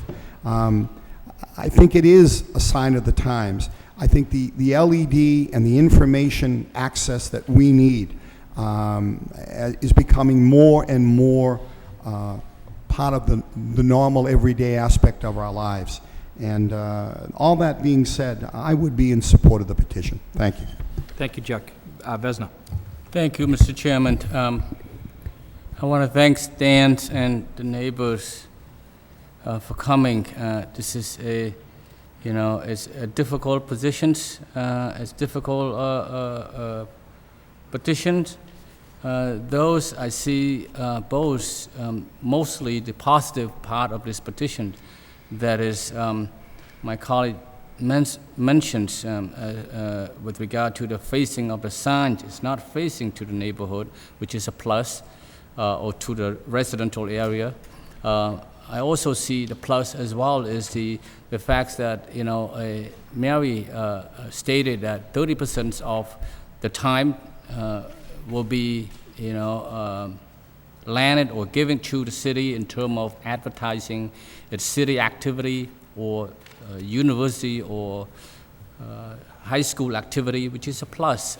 So people in the area know what's going on in Lowell, and I think the city has spent thousands and thousands of dollars to try to promote the city, and with this is another addition to it. I don't know how much tax this is going to bring to the city, but we could use some. I frankly do not see a safety concern here because of simply the distance that this billboard is going to be post or station from the neighborhood. And if I'm the neighborhood, the neighborhood people, of course, you said, well, I don't want a billboard sign near or in my neighborhood, but this is a fair amount of distance away from the neighborhood. So if there is any impact at all, I would say that very minimal. Therefore, along with my fellow board members, I too would be in support of this petition. Thank you, Vesna. Corey. Yes, through you, Mr. Chairman. It's certainly a very interesting petition. I do have some mixed feelings, some of which my board members already stated. But Ms. Burns is certainly very qualified for what she's intending to do there. So that's good to see. And the neighborhood's involvement is, again, outstanding. Mr. Tendaz has done a great job. But the thing is, we as a board member vote. The protocol is the city's interests come first. Okay. Now we have a letter from DPD with 7, 8 concerns here. Secondly, the interests of the neighborhoods come second. Okay, which they some of them aren't open, but I would like to see a little more willingness to negotiate on their side. I would like to see that. But most of the time petitions do work with this board. We almost always seem to make it work. But we do have a number of concerns here with, how about conservation now? Isn't on wetlands? Do you need conservation approval, may I ask? No. Matt, you can answer that if you want. The proposed structure is within the 100-foot buffer zone to a nearby wetland, so we're not directly impacting any wetlands. And we believe that this can be approved through the request for determination of applicability stage because of its minimal disturbance within the buffer. Okay. So you're saying you would need an order of conditions from the Conservation Commission? Well, we're actually going to be going for a request for determination of applicability, whether this warrants a notice of intent filing. Okay, so whatever, if you were to get approvals from this board, you would still have to get approvals from the Conservation? That's correct. By way of a determination. Okay, now, Mr. Lighties, may I ask, has there been any correspondence between planning and development since this letter and since to this time? Since their issues came out, have you been, okay. Well, maybe there's a chance, I don't know. I like to get this petition off the floor. I think there are many, many positives to this thing, okay? To Mrs. Burns' credit, it's tremendous. She's willing to donate 30%, of billboard time to the city events, maybe neighborhood events. I don't know what could benefit the neighborhood at this. Maybe they could have involvement. So is planning and development aware of that? I don't know, you know. The balloon test is planning and development aware you've done that. They, according to this letter, they're not. They stated you have not done that. They don't know you have done that. I'd like to see a little more correspondence with planning and development to see if something can be ironed out here. Okay, because there are many positives. Amber Alert, I mean, as Ms. Burns stated, the city now advertises on old-fashioned banners made by usually Coca-Cola or a liquor vendor, okay? I'm involved in almost everything that comes down the pike in the city of Lowell, and I'm aware with this. It's very outdated, and I don't deny that. I mean, we're talking about banners that are hung up by string, which children can access and cut off. It's been done very unsafe. I mean, you know, this is the thing of the future. But I would like to see the city, a little more input from DPD, see if we can work this out. So I think they might tend to go for, you know, 30% of time, whatever Ms. Burns decides to do for donated to community events. I think that's a good thing. I think this can be made into a good thing. I really do. But we'll see what other board members have to say. Thanks, Corey. Kevin? Thank you, Mr. Chairman. Just some comments and observations here. This, according to the site plan that was submitted, it's clearly within 100 feet of wetlands by looking at this plan, so I think I didn't hear you, Kevin? According to the site plan that was submitted by the applicant, it does appear that it's within 100 feet of wetlands, the location, probably within 30 or 40 feet by my estimate. I guess with respect to the variance itself, I don't see a strong hardship that's been presented here. I think it's a bad precedent to put a billboard in a regional retail location. I would have concerns about the safety. This particular location along Route 3 has a lot of merging and traffic coming together here. So I think as talk about distractions from a billboard, I think that could have some safety implications. I do agree with the applicant that advertising is changing. I've been in marketing for many years, and it's becoming much more addressable. I don't see the investment in traditional advertising or in billboards as I do see the money's being spent on more addressable, direct marketing, email, those types of things. So I wish the applicant luck in that regard. Regarding the master plan, I don't see this as really conforming to a gateway element to the city. And I do want to comment to Mr. Doyle, to the property owner. He's done a great job with the development he's done there, but with this particular, I have several concerns with this particular application. Thank you, Mr. Chairman. Okay. Rick? Through you, Mr. Chairman. I agree with my board members. Just reading the paperwork coming out of DPD, obviously, I don't know if you sat down, counsel, with DPD and spoke with them, or... I can't hear you. You haven't sat down and talked to DPD. Diane Trout, have you? We're more than willing to. I mean, I think you should sit down. If the board feels it's appropriate, of course, we'd be willing. I think it's appropriate, and not to take it away, Mary, why couldn't you go over towards Cross Point? I mean, I'm not trying to take it away from Peter, but over that area, it's allowed. You can drive it in. You don't need anything over there. They have a ton of land. I mean, and again, not trying to take anything away from Peter, but pushing it further up the road, away from the neighbors. I have concerns for the neighbors also. They've lived there all their lives. Peter's done a great job again. Those are the things I'd like to see maybe researching. And again, with the variance, I think we're going to set a bad precedence here with this sign doing what we're doing. It's allowed across the street, but it's not allowed on Peter's property. I mean, I'd like to get together and see if you can work it out, and if you can't, then I don't know, but I just don't think it's a place for this sign to be, in all honesty. You know, you're asking for a lot. Thank you. Thanks, Rick. Well, I think everybody had good comments. I happened to be driving through Worcester this weekend, and I did notice that, you know, I compare Worcester, it's somewhat comparable, a little bit bigger, but it's definitely a pretty thriving economic center. And I did notice, you know, both going through one way and back the other way, a lot of billboard signs. Maybe too many there, but they did have a lot. And I did, you know, learn a lot from Worcester driving, you know, the minute and a half or 2 minutes it took me. And this wasn't distracting me from driving. These were, you know, and clearly just as going straight ahead. And I'm sure that they positioned them that way. I don't have a huge problem with the concept of the billboard. I kind of agree with Kevin. I'm not sure where advertising goes, but I'm sure the applicant knows more about that than I do.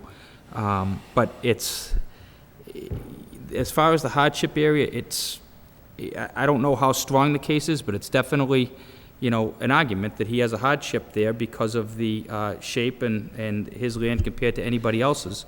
And that wasn't in the letter. I mean, it was contrary in the letter that we received from the department. But I do see plus and minuses to it, but if Attorney Elitis is willing to address these issues with DPD, rather than take a shot at, going up to the vote tonight or not. I understand all the concerns of Mr. Tenzar and his neighbors and everything they said tonight, and it's just hard for me to conceptually see how that billboard will affect their neighborhood. I do agree that it's not facing the neighborhood. The lighting, I believe what you said about how it will be deflected, and clearly this time of year, I don't see that it impacts their neighborhood at all, any more than what's already there impact. You have the towers, you've been neighbors to a industrial area for quite some time, and you've lived harmoniously with them during that time. So I don't see a billboard as ruining that neighborhood at all. But I guess the issue I have was with conservation, that for the board's purpose, I understand what you need to do for a determination, but I think if you could shed a little bit of light on the board for a determination, what that means and what that will involve, it would help. I apologize, because I think I just quickly answered too fast when I said no, because my opinion is that it's not something that is a conservation issue, driving a pylon into the ground. So if I misled either Mr. Kavanaugh or Mr. I forget which one asked me the question, but I just want to make sure that they understand that, that's all. But any proposed work in a conservation area is subject to a determination. The determination, by the conservation, right. And then possibly an order of conditions. Right, which would be set out by the Conservation Commission, exactly. Okay. So I've spoken with my client, and she thinks it's fine to go and talk to the DPD again. Mr. Belange's suggestion piggybacked by Mr. I think it makes sense. I think your response to most of the concerns on her letter here are reasonable, and I agree with most of what you've said.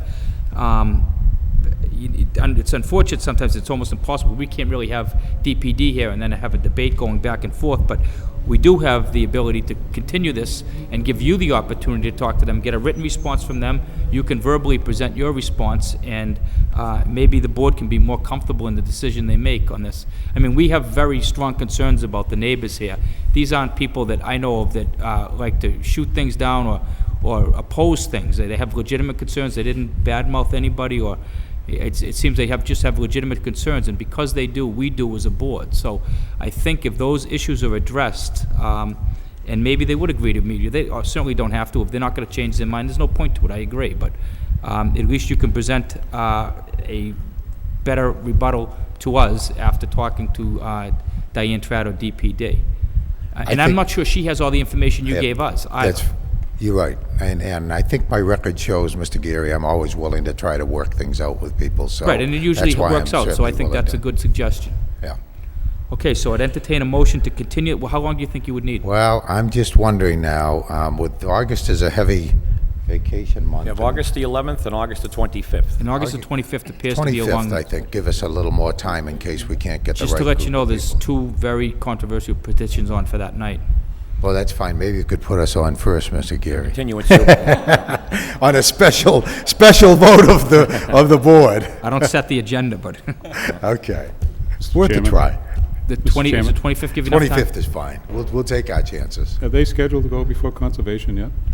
That's a good point. Are you scheduled to go before conservation? We aren't yet. I'll talk with Matt. He's our professional man. I'll ask him what the scheduling is and what's done there. Maybe I'll tell you what, if it would be helpful to the board, et cetera, maybe we should look into getting that done prior, and then we might end up being here in September instead of Why don't we the do end of this? Why don't we August. put it on for the 25th, and you do whatever you need to do through conservation. Right. If Concon comes back and says it's a later date, I will, with the board's approval, I will accept a letter from you saying you'd like a continuance to later date, so you don't have to appear here unnecessarily unless you're here that evening anyway. That's perfect, Mr. Chairman. Okay, so I'll entertain a motion to that effect. Through you, Mr. Chairman, I'll make a motion to continue to August the 25th, 2008. Okay, need a second? Second. And roll call. Mr. Bailey, continue to August 25th. Mr. Belanger, Continue. Mr. Geary, Continue to August 25th. Mr. Knox, Continue to August 25th. and Mr. Noon. Continue to August 25th. Thank you very much. Sorry we You've kept been you approved unanimously. so long on a hot evening. Okay, and for anybody wishing to show up that night, there won't be any further notices. August 25th is the next scheduled hearing on this petition. Thank you very much. Thank you, Mr. Chairman, members of the board. Thank you. The next petition is ZB 200827, variance John Sheehan and Judith Mello Sheehan, 297 Fairmount Street. This is located in a suburban single-family, and the petition is to raise the existing detached garage and reconstruct with insufficient front yard setbacks according to Article 5, Section 5.1 of the Table of Dimensional Requirements. Would a representative of Fairmount Street please address the board? Good evening. Good evening. My name is Judith Sheehan. I live at 297 Fairmount Street. And I'm John Sheehan. Welcome.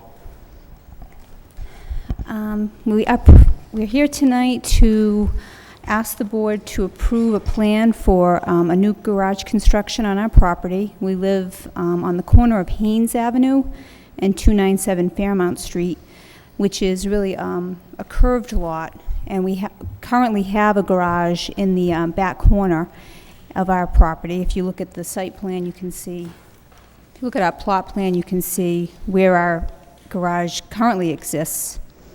What we would like to do is remove that current garage and turn it so the doors are facing Haynes Avenue, on the straighter part of Haynes Avenue, and add a driveway.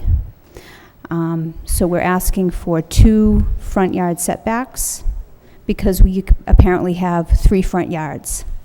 So we're trying to get that When you say 3 approved front by yard, you. you have it on Fairmount, you have it on Haynes. We have well, according to what we were told, we have, this is when we went to the building department, we have a front yard here, but our side yard is on Haynes Avenue, and our backyard is on Haynes Avenue. Because So- the yard is surrounded by street. Right, yeah. So if you look at, there's even a little, it's called the locus on the right-hand corner of the plot plan.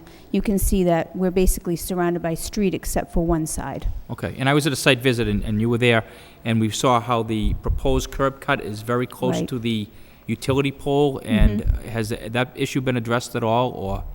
Well, we have addressed it. If you look in the plot plan, you'll see that we are planning on working around the pole.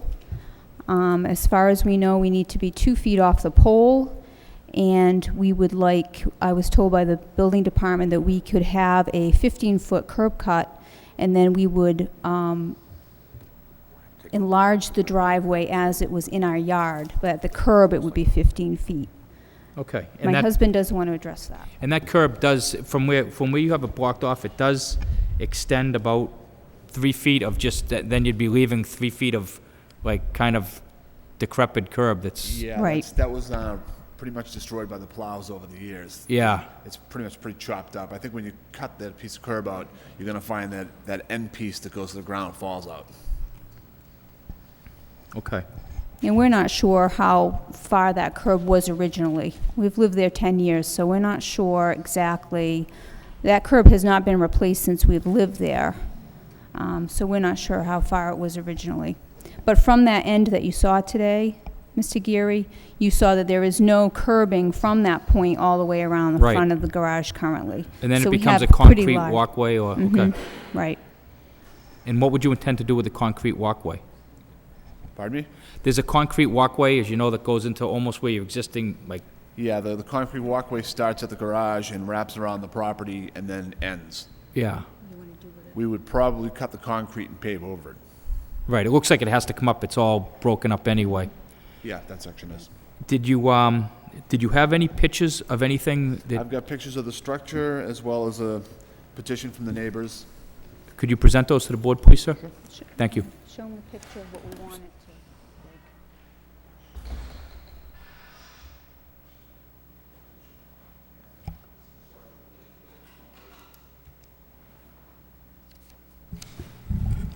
to. Okay, so the petitioner has submitted to the board various pictures of the structure he would like to propose, as well as the structure he'd like to raise, as well as a picture of, I think, his child out by the fence, or somebody's child. Her friend.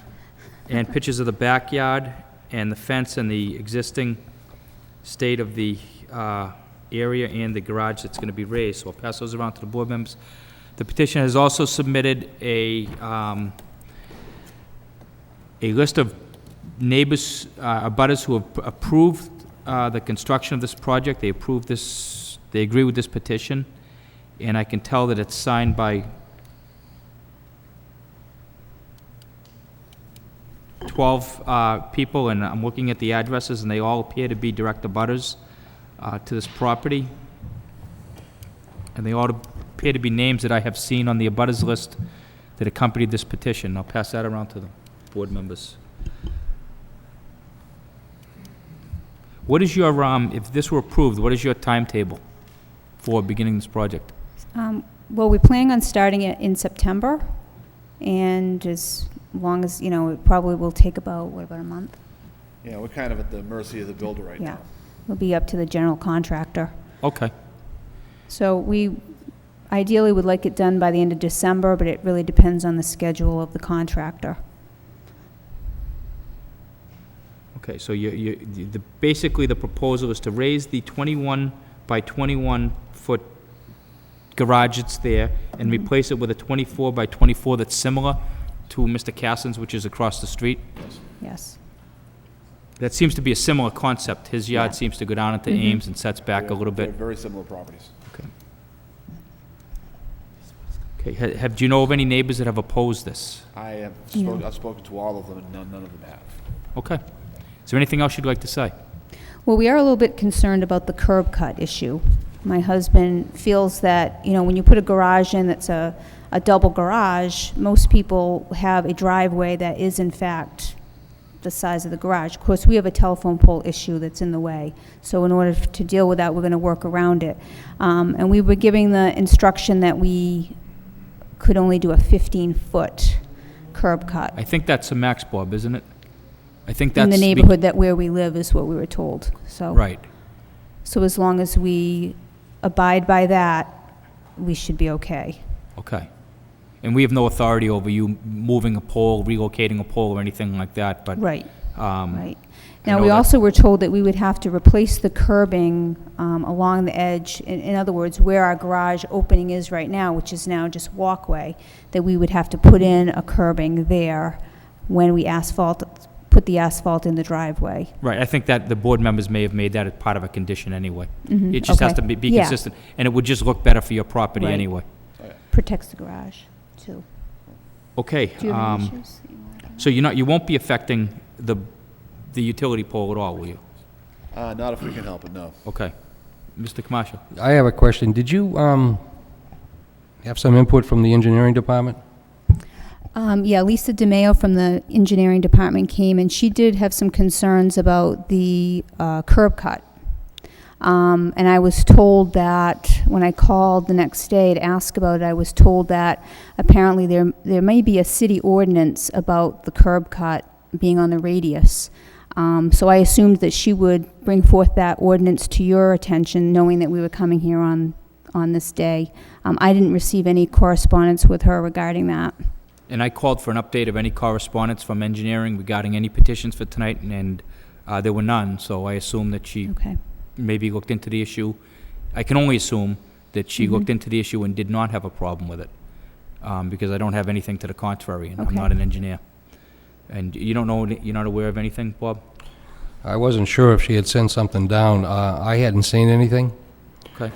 Did she have any concerns about line of sight or vision? That's a one-way street, is it not? It's a one-way street going up from, it's one way going, how does it work? It's one way going down. You cannot come up from 38. It goes from Fairmont to Right. Rogers. The neighbors who live on Haynes Avenue do drive, because the one-way doesn't go. But it's not traveled by general public as a Right. rule. I've lived in that neighborhood all my life, and I can't recall a car going down there that didn't actually live on Right. that street. It's not really a street you'd ever want to go down. Well, the base of that hill is a real horror show pulling out. So Right. Nobody Yeah. goes down that way. Yeah. Most people don't drive out that way. Most people drive around. So we feel that it's low-traffic street as far as, and our neighbors, of course, would be aware. The other issue is that currently we park on the street, so we don't feel that it's any less, dangerous when we're pulling out and we're looking back and someone's coming this way.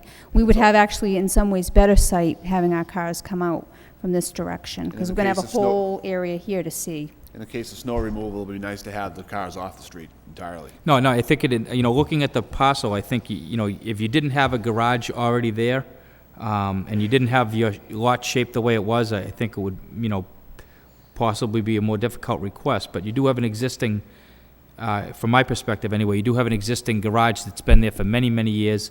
It clearly, is an eyesore to that area, and I saw what you proposed. I saw the neighbors across the street, what's existing there, and I think it would, I think it would enhance the neighborhood. And so long as I don't have anything that says it's a safety issue, and I don't see on that street anything really being a serious safety issue, I think it's a fairly decent petition, but we'll see what everybody else has to say.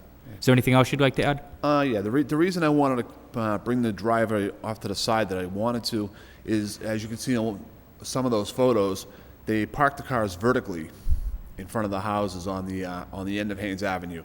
And if we put the driveway with the doors facing away from our house, it'd be very hard to pull the car in and out that way.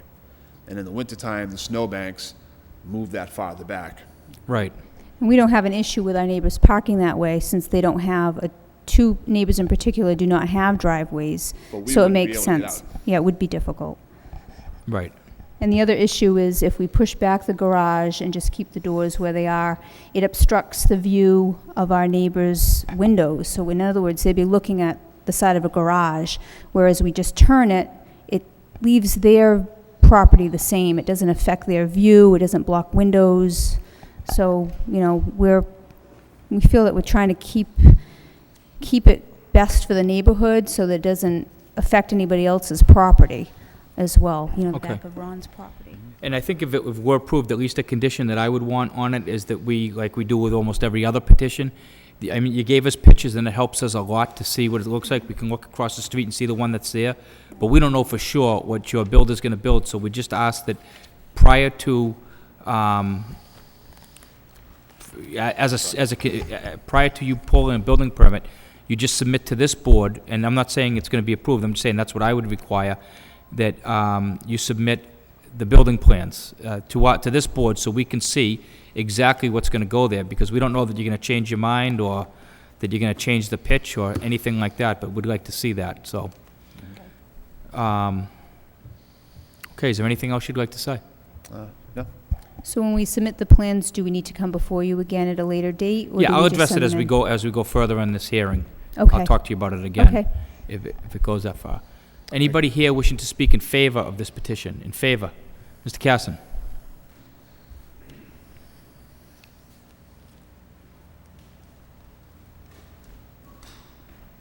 Hi, my name is James Casson, 287 Fairmount Street, Lowell, Mass. Across the street about it, you might say, and Jack and Judy have been there for about 10 years, have maintained the property, have done a good job. I've looked at the garage myself, as you have. It needs to be replaced. It was built many, many years ago when it would fit in the cars of that era. Now it's really just a giant shed, and the plans that they've shown me are very acceptable to myself and the neighbors. I don't want to speak for them. I know Jack went around and got a petition, but you talk about a hardship. There is a situation here where if you want to put a good-sized garage in there, a standard garage, it doesn't fit over that footing. It has to go a little bit bigger. And in the wintertime, it is a mess in there. The city does do a great job plowing it, but with the other houses that have no place to park, if Jack tried to back out of a garage located where his is now with the doors in the same location, it's almost impossible. It does need to be rotated 90 degrees and face almost directly towards my garage. And I've been there, I hate to say how long I've been there, but I've been there. The house has been in my family since 1936, so I've seen many things. We saw the walk go in. Mrs. Hogan, who was there for many, many years, put in that cement walk. The berm that is there was put in once they paved Haynes Avenue. It used to be a gravel street that I used to play ball on when I was a kid because there was no traffic because nobody had any cars. But it is, for that area, it'd be a great improvement to the property. It'd be good to rotate it. I think it's a safety factor, and I think the curb cut is reasonable for what they need for their garage. So I'm 100% in favor of it. Thank you. Thank you, Mr. Casson. Anybody else wishing to speak in favor of this petition? In favor? Hearing none, that portion of the public hearing is closed. Anybody wishing to speak in opposition? In opposition to this petition? Seeing none, that portion of the public hearing is closed. And now we'll open it up to the board. Bill? Thank you, Mr. Chairman. I visited the site, and I guess for the record, I can state that I drove by your property, started to go down the hill, turned around, so I went the wrong way coming back up. So I guess if it was a one-way street, I came back the wrong way. But nobody stopped me. Everybody waved, so I guess I was okay. Yeah. I think, a couple of things here. The telephone pole, I can see that is a big problem for you. And you had mentioned how the cars park in Harris Ave. I can see that as another issue that you would have on how you want to situate the garage. I really have no issues with what you're trying to do there. I think you have some obstacles to overcome, but I believe, based on the picture we were given on what you're proposing to put in there, I think it would be a great addition to the to your home, and I'd fully support your petition. Thank you.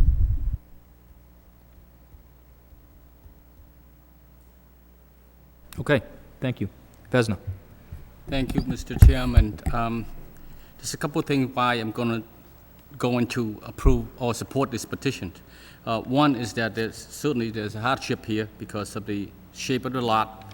Two is the existing garage need time to be replaced, and the replaced one that you have shown us in the pictures was beautiful, and certainly will,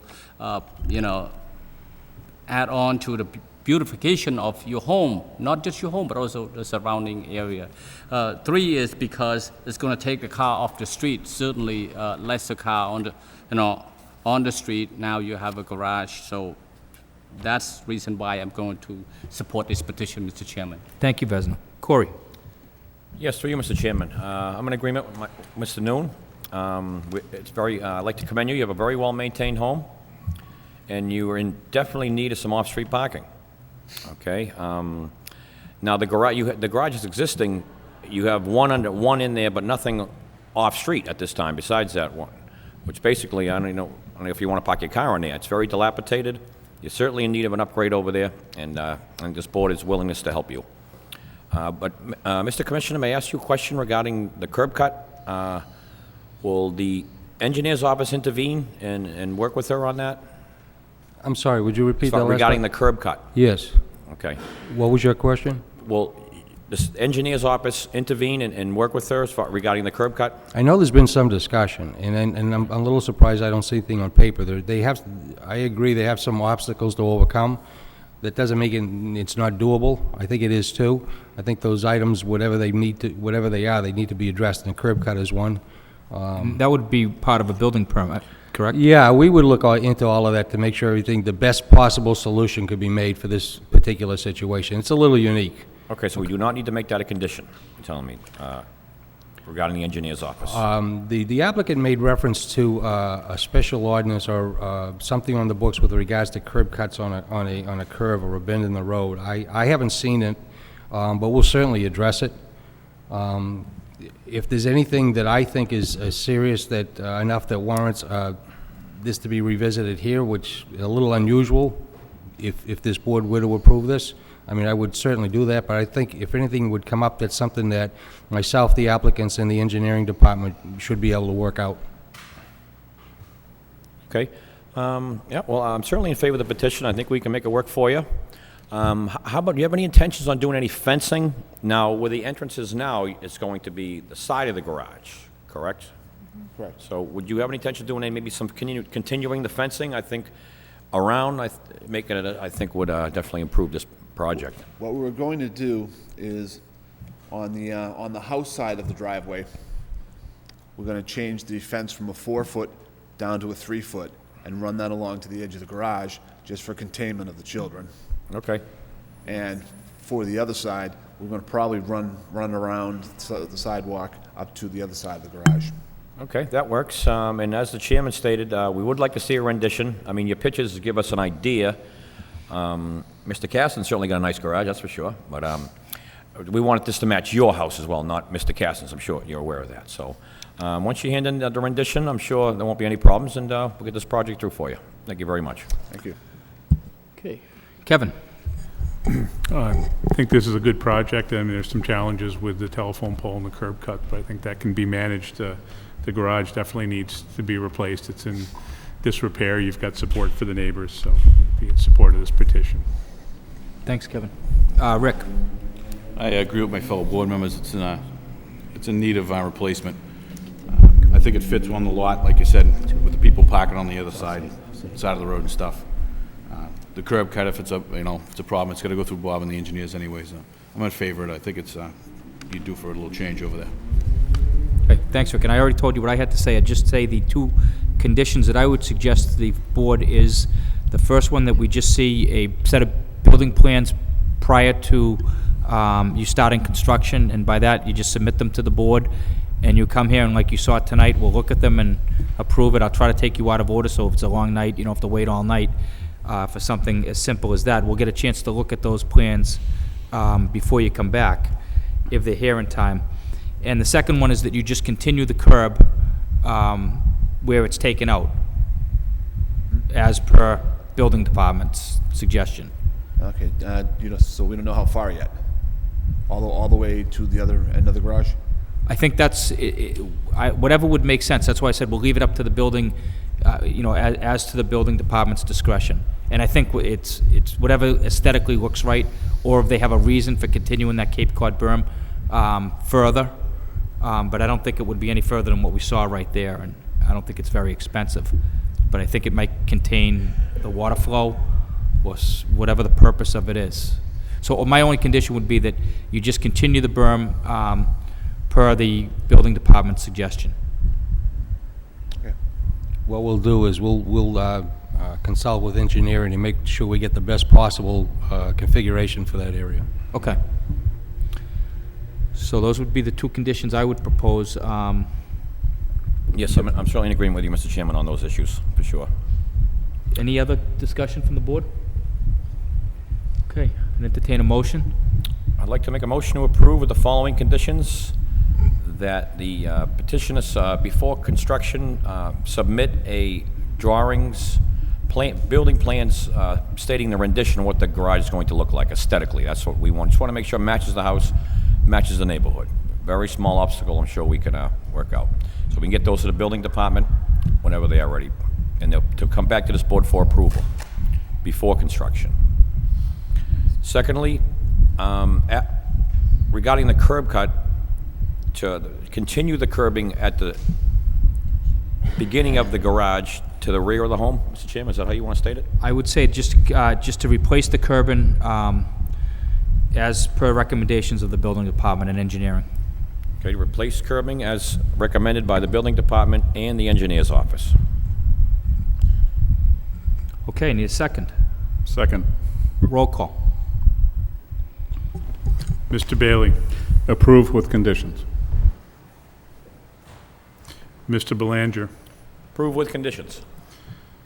Mr. Geary. Approve with conditions. Mr. Noon. Approve with condition. Mr. Benvenu. Approve with conditions. Okay, congratulations, you've been approved unanimously. I just need you to come up, just one of you, and sign this plot plan anywhere on it and date it. Good luck.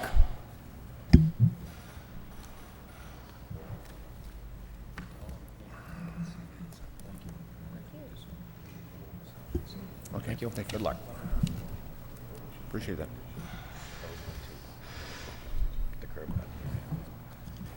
Okay, the next petition we're going to take is ZB 20825, special permit, telecommunications for Metro PCS Massachusetts LLC, 137 Phoenix Ave.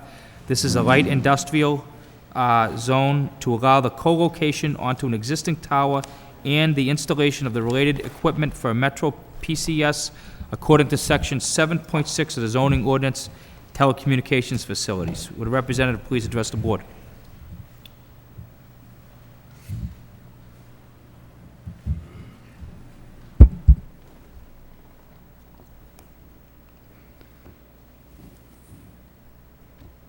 Sorry, I apologize for taking you out of order.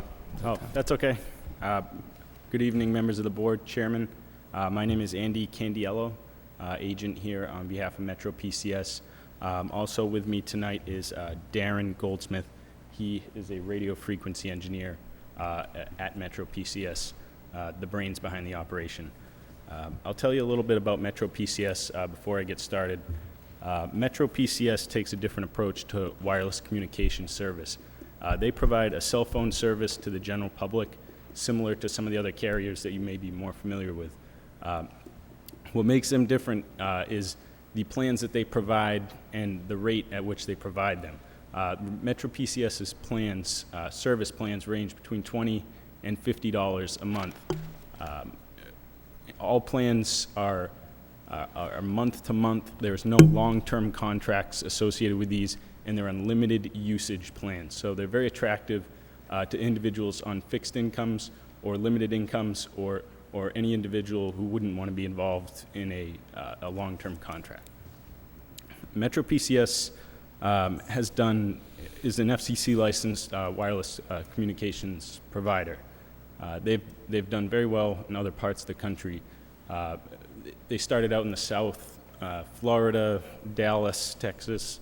That's where they have their corporate headquarters. They also have existing wireless networks in Southern and Northern California, and Atlanta, Georgia, where they've done very well. Recently, Metro PCS has obtained a FCC license to operate in the Northeast, and they plan to build upwards of 700 sites to service the Metro Boston area, going as far north as Manchester, New Hampshire, and as far south as Providence, Rhode Island, and everything in between as far out as Worcester. So there's going to be a substantial network in place at the end of their launch period. By the end of 2008, they hope to launch this network and have as up to 500 sites on the air operating. The reason you have not heard of Metro PCS up to this point is because they're not providing a service right now. They need the network in place before they can market the service. So enough about that. I think you know a little bit about Metro PCS and who they are now. The site that we're here talking about tonight is located on 137 Phoenix Avenue. It is a light industrial area. That's the zoning classification. There is an existing wireless telecommunications tower located here where Metro PCS proposes to install. I would be happy to bring forward the plans and hold them up for the board if you would like. I know there's copies in the application. I'd leave that up to the board, but I'd be happy to bring the board around. It's a larger plot, and you can see where our antennas are being proposed in relation to the existing antennas. The tower is 120 feet tall.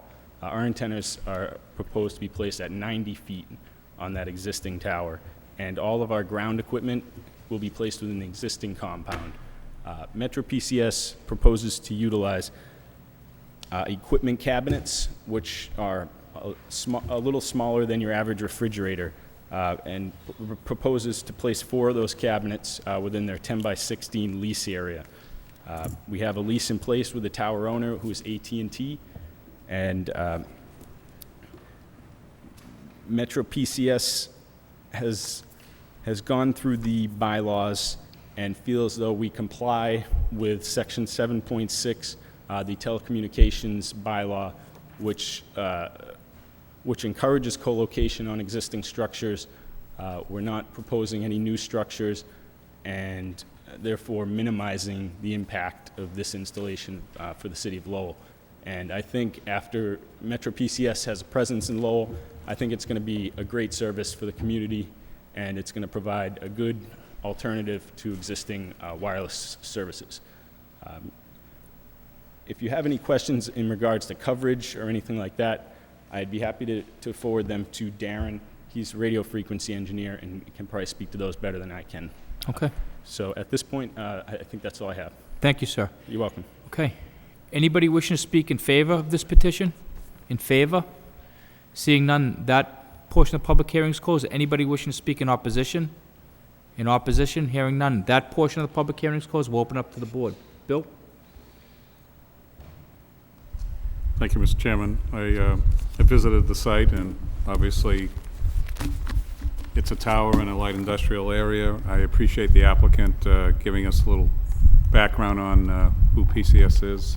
That's much appreciated, and I really have no other questions, Mr. Chairman. Thank you. Thank you. Vesna?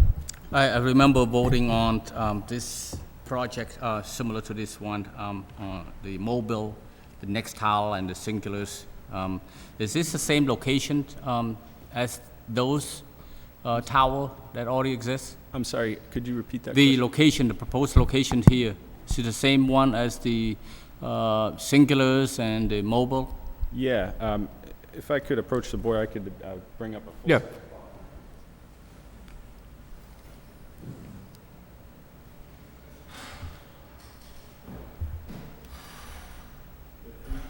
3 other companies that are currently on this Okay. site. Okay, I remember that, yeah.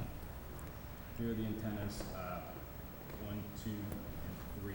Ours will be 10 feet below, or 8 or 10 feet below the lowest set of antennas. I see. And here's the existing equipment, right here, 1, 2, 3. Here's where our equipment's proposed, and this is the existing fence compound.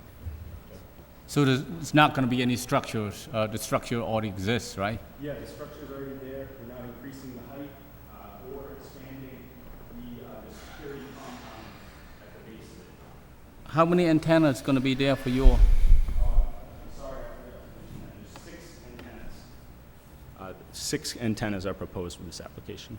Is there any plans to add to that in the future? Right now, that Metro PCS's standard design is 6 antennas. If we did need additional antennas in the future, we would need to come before the board to amend our special permit or seek another approval. All right. Mr. Chairman, I concur with Mr. Bailey. This is the right location for this type of, antennas or telecommunications. So I too will support this petition along with Mr. Bailey, of course. Okay. Thank you, President. Corey? Yes, through you, Mr. Chairman. I concur with Mr. Noon. This is the ideal location for these kind of things. Fortunately, it doesn't always work out that way, but this is an easy one, quite frankly. We have an existing tower. It's aesthetically very little difference to the eye, very little. Everything's fenced in already to the side of it. I have no issue with it. Thank you very much. Thank you, Corey. Kevin? Thank you, Mr. Chairman. Through you. Is this, what technology are you using? Is it GSM, CDMA? It's a CDMA technology. Okay. And you're carrying voice and data over the same antennas? Yes. Okay. Based on your coverage plan, first I appreciate the fact that you're looking for and using existing antennas. It's in a light industrial zone, so I agree with my board members on all the positives here. Your coverage map that you show after this location does show some coverage holes. Do you have other proposals planned for additional coverage in the Lowell area? Yeah, Lowell is different than other surrounding cities and towns because it is much, the population density is very high. It's a city surrounded by, Tewksbury, which is a town, and all these smaller communities. So we have this one site located here on Phoenix Avenue. We also have another building, which is the Cross Point building. which we're in the process of getting our approvals on that location as well. There's other sites surrounding this, which kind of surround Lowell. There's several sites in Tewksbury, Billerica, Drake, which provide coverage into Lowell. Metro PCS is also in the process of designing a DAS system, a distributed antenna system network, which is sort of a new concept for wireless communication service. It utilizes most of the utility poles, and it will place small antennas on utility poles to provide coverage to streets which are surrounded by tall buildings where they cannot get the coverage in. And there's a lot of areas of Lowell that they'll be looking at for that. So this would be equivalent to microsites or something like that? What's it? It'd be equivalent to a microsite or something? I'm not familiar with microsite. Okay. But just small coverage areas? Yes, it's a small, right. more compact, a lower power coverage area than a site like this, which they're trying to cover as large of an area as they possibly can. But the DAS system covers a smaller area because the capacity is going to be much greater, and there's going to be much more use. Whereas if that was covering too great of an area, the site would be overloaded.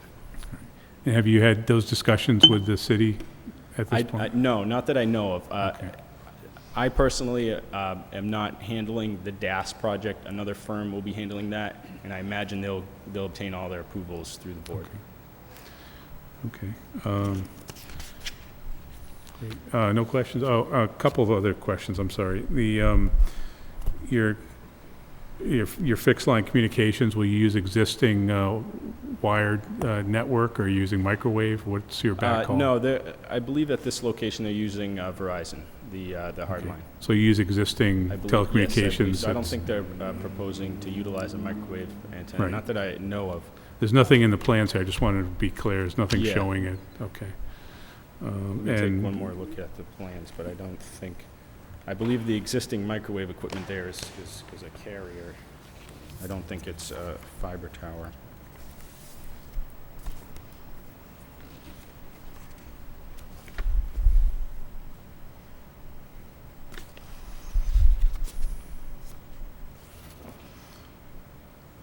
No, they'll be tapping into the hard line. No, Okay, but you won't be adding any microwave No, antennas, no. right? So you're just, And your application is for the 6 antennas? That's correct, Okay. yes. No, we're not proposing any microwave equipment. And you're within the existing footprint of the current facility? That's correct, yes. Okay. It's a good project. No further questions. Thank you, Kevin. Rick? Mr. Chairman, I agree with my board members. It's where we should be putting cell towers out there in the industrial areas. I don't have any questions at this time. Okay. I'll entertain a motion. Mr. Chairman, I'll make a motion to approve. Second. Roll call. Mr. Bailey? Approve. Mr. Belanger? Approve. Mr. Geary? Approve. Mr. Noon? Approve. Mr. Kavanaugh? Approved also. Okay, so you've been approved unanimously. I just do have one thing for you to sign. If you could just sign this plan anywhere up there and date it, and you're all set. Thank you, sir. Thanks for your time. Thank you.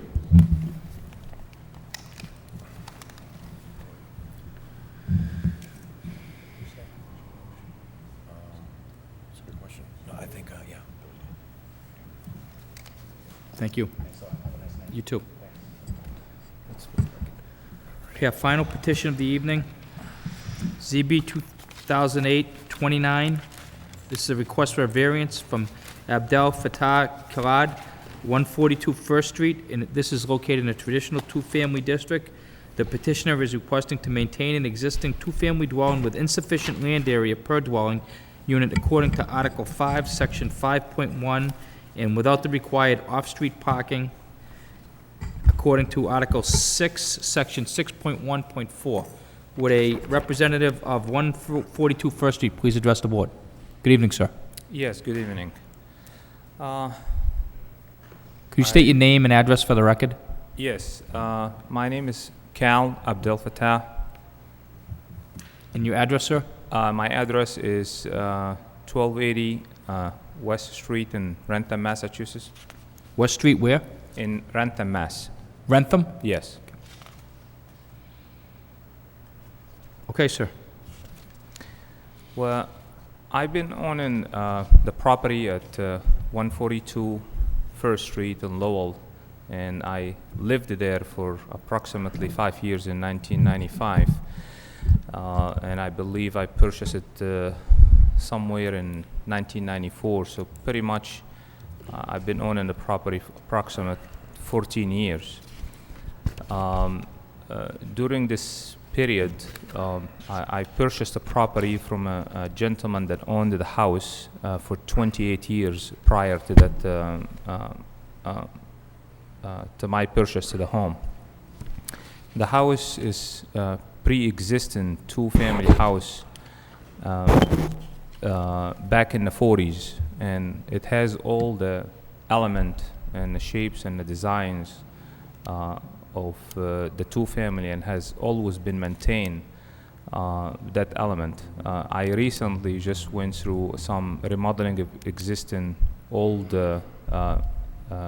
renovation into the house just because of the old shapes was the house in, so I was trying to technically remodel the house itself, and I think I try to basically do as much as a good job as I possibly can.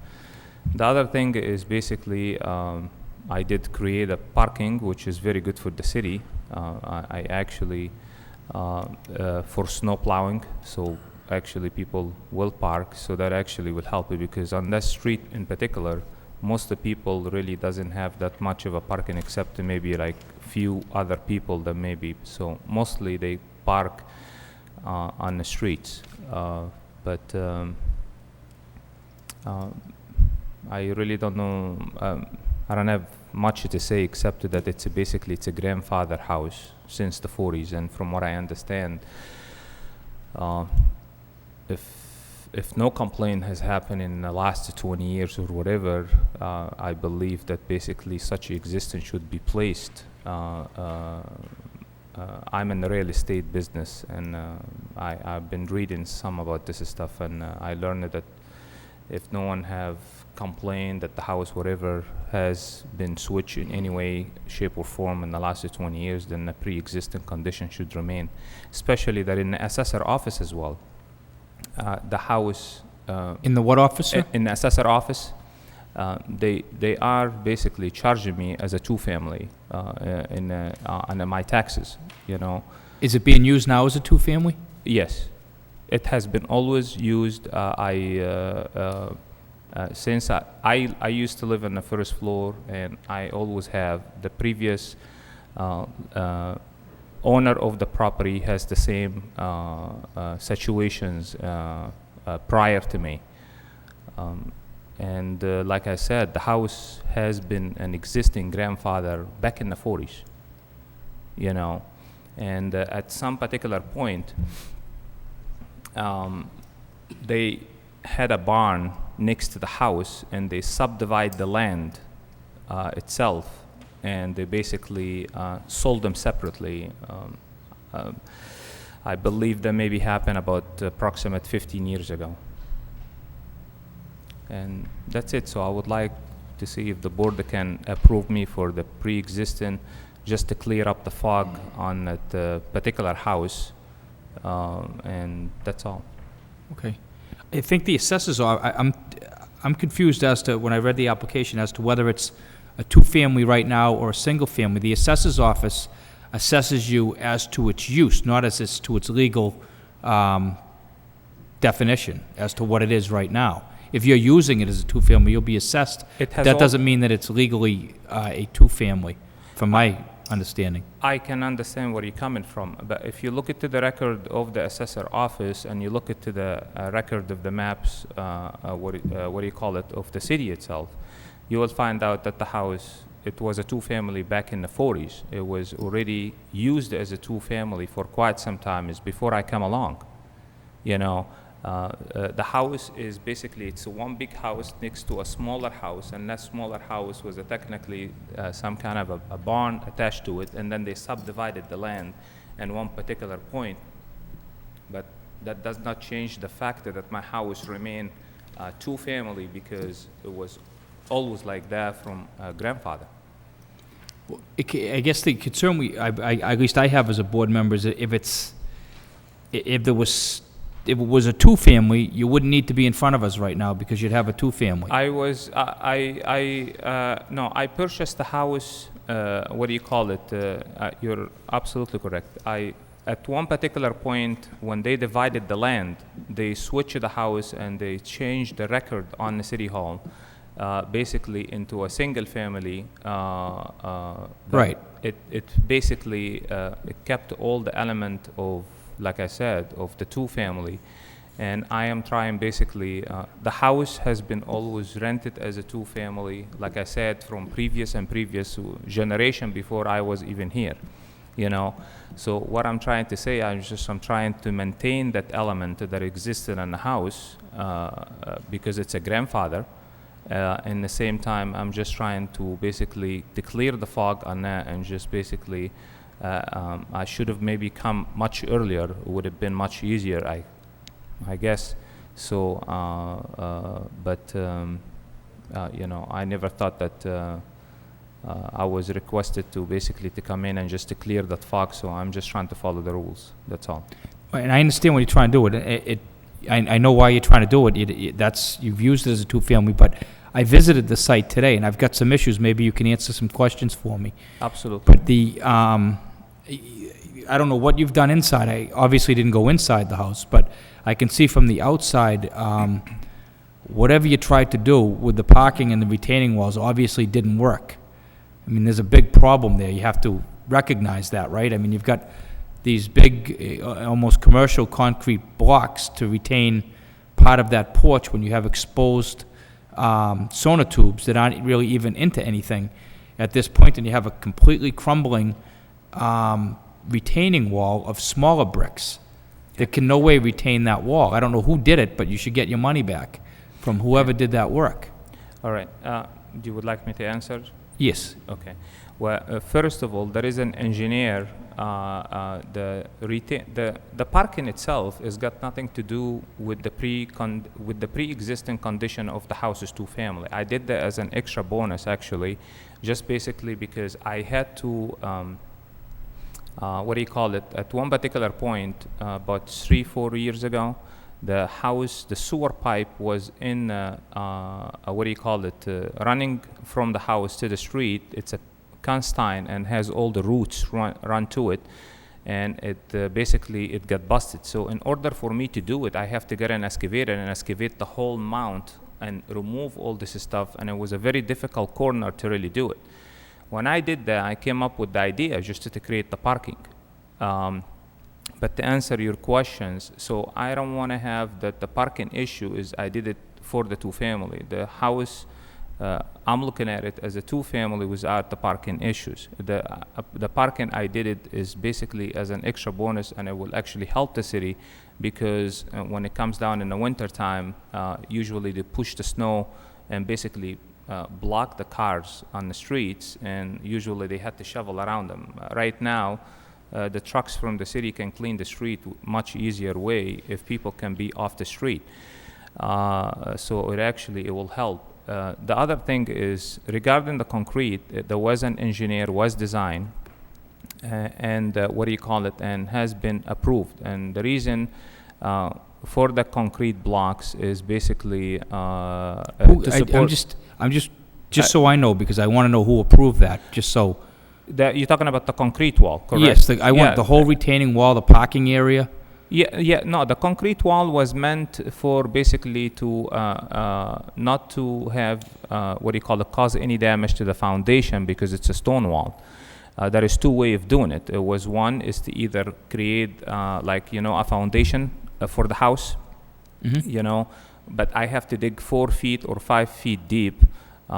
It would have been basically nicer because it would have given me a bigger parking, or the engineer has designed a concrete block, basically, what do you call it? Those solid concrete blocks. I saw them, yeah.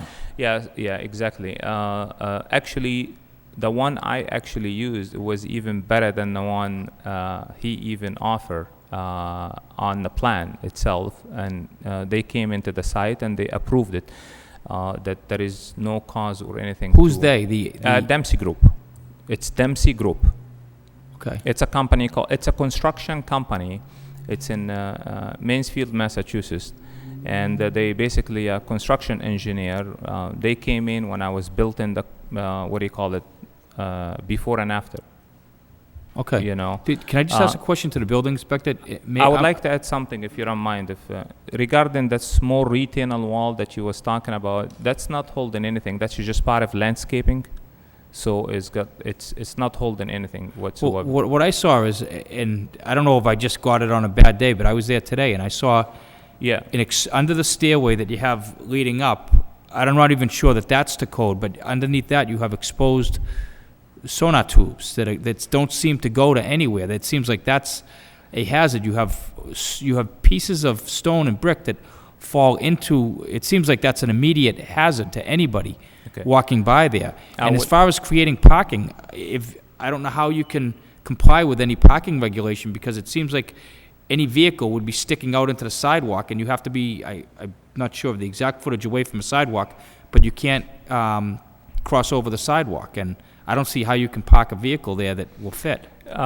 First of all, I'll answer the two questions. Regarding the sauna tube things, first of all, it is exposed because that's just basic. The sauna tube is running 8 feet below, and it's basic. If you see there is a dirt was around it, correct? Yeah. And with a small, this is, as long as it's a 4 feet wall, just to let you know, or to let you be familiar with it, you don't need any engineering design. It's basically, it's anything that's over 4 feet. It's just basically holding dirt. It's not really meant for like the concrete blocks to hold the foundation or anything. But this is basically, it's just landscaping, so the whole purpose of it is just not to have the sand run over to the street. As regarding the sauna tube, that might look to you that it's not holding anything, the sauna tube itself is actually, in particular, that it's holding that deck, it's more than sufficient. Usually it's a 4 feet deep. This is an 8 feet deep between both of them, between the exposed outside and even on the ground. It's a solid, 6x6 running down into the, and usually you can use a 4x4. I decided to use 6x6. So does it go 8 feet below where the driveway is? Absolutely, yes. It goes 8 feet deep. It's 8 feet concrete. The sauna tube is going in. And I can, if you want me to expose it, I'll be happy. No, it just looks very dangerous. I mean, I'm not a structural engineer, but it just looked very dangerous to me. Yeah. I guess the other issue I have for the request for 2 families. I just didn't finish the finishing part, like landscaping the area, whatever. I just basically did not come down to that part. That's all. Okay, but I did see some erosion, serious erosion. Where? All on the side of the house going down, where all the bricks are flowing down. Looks like it just happened in the last few days. Maybe from the rain, maybe something. Yeah, that's my concern.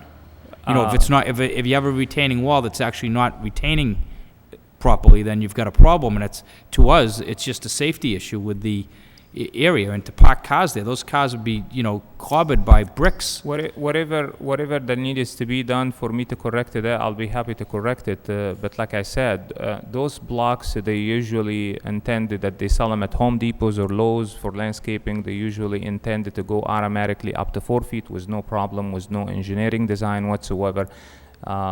Just the purpose of it, at that particular house is just to make the dirt not to run to the street, and just basically, but I can technically remove the whole entire wall and didn't have to spend it there and just leave it completely open. And but if I did that, then dirt itself will wash with the rain to the street, and so the whole purpose of it is just to hold the the rainwater from going down to the street. That's Right, all. and I think you need I think after a certain amount of feet, you do need to you're required to put a retaining wall in. I just don't think the retaining wall you have in there is working for what I saw. But again, I'm not a structural engineer, so I don't know. I'd leave that up to the building department. But a more concern that I have, and then I'll let the other board members speak, is to have the two-family, you need to have another means of egress. Where is your other? I see the front steps going down, but where is your other means of egress that leads to a public way? It's on the right side of the house. Okay, so if I'm facing the house, It's on the right side. okay, and how does that lead to a public way? What do you mean? Well, you by- have, if to the right side of the house, It's on the right side of the house. They come in and then they go from the front stairs. So if basically they come in from they come in from the side of the house, and they basically if you see there is it looks like from the front there is a little fence, so it gets connected like that, and then you come from the front.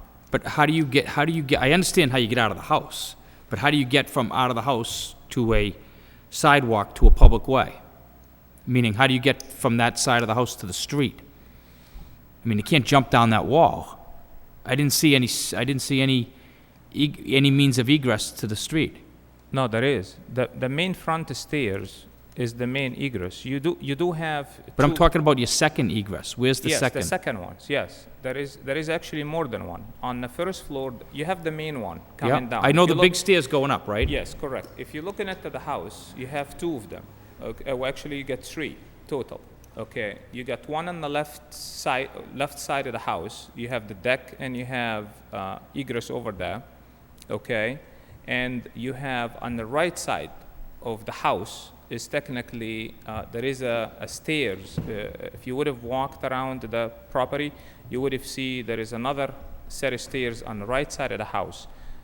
Basically, so they can open the door and come down from the stairs, and basically there is a little walkway, and from the walkway it gets connected to the front stairs.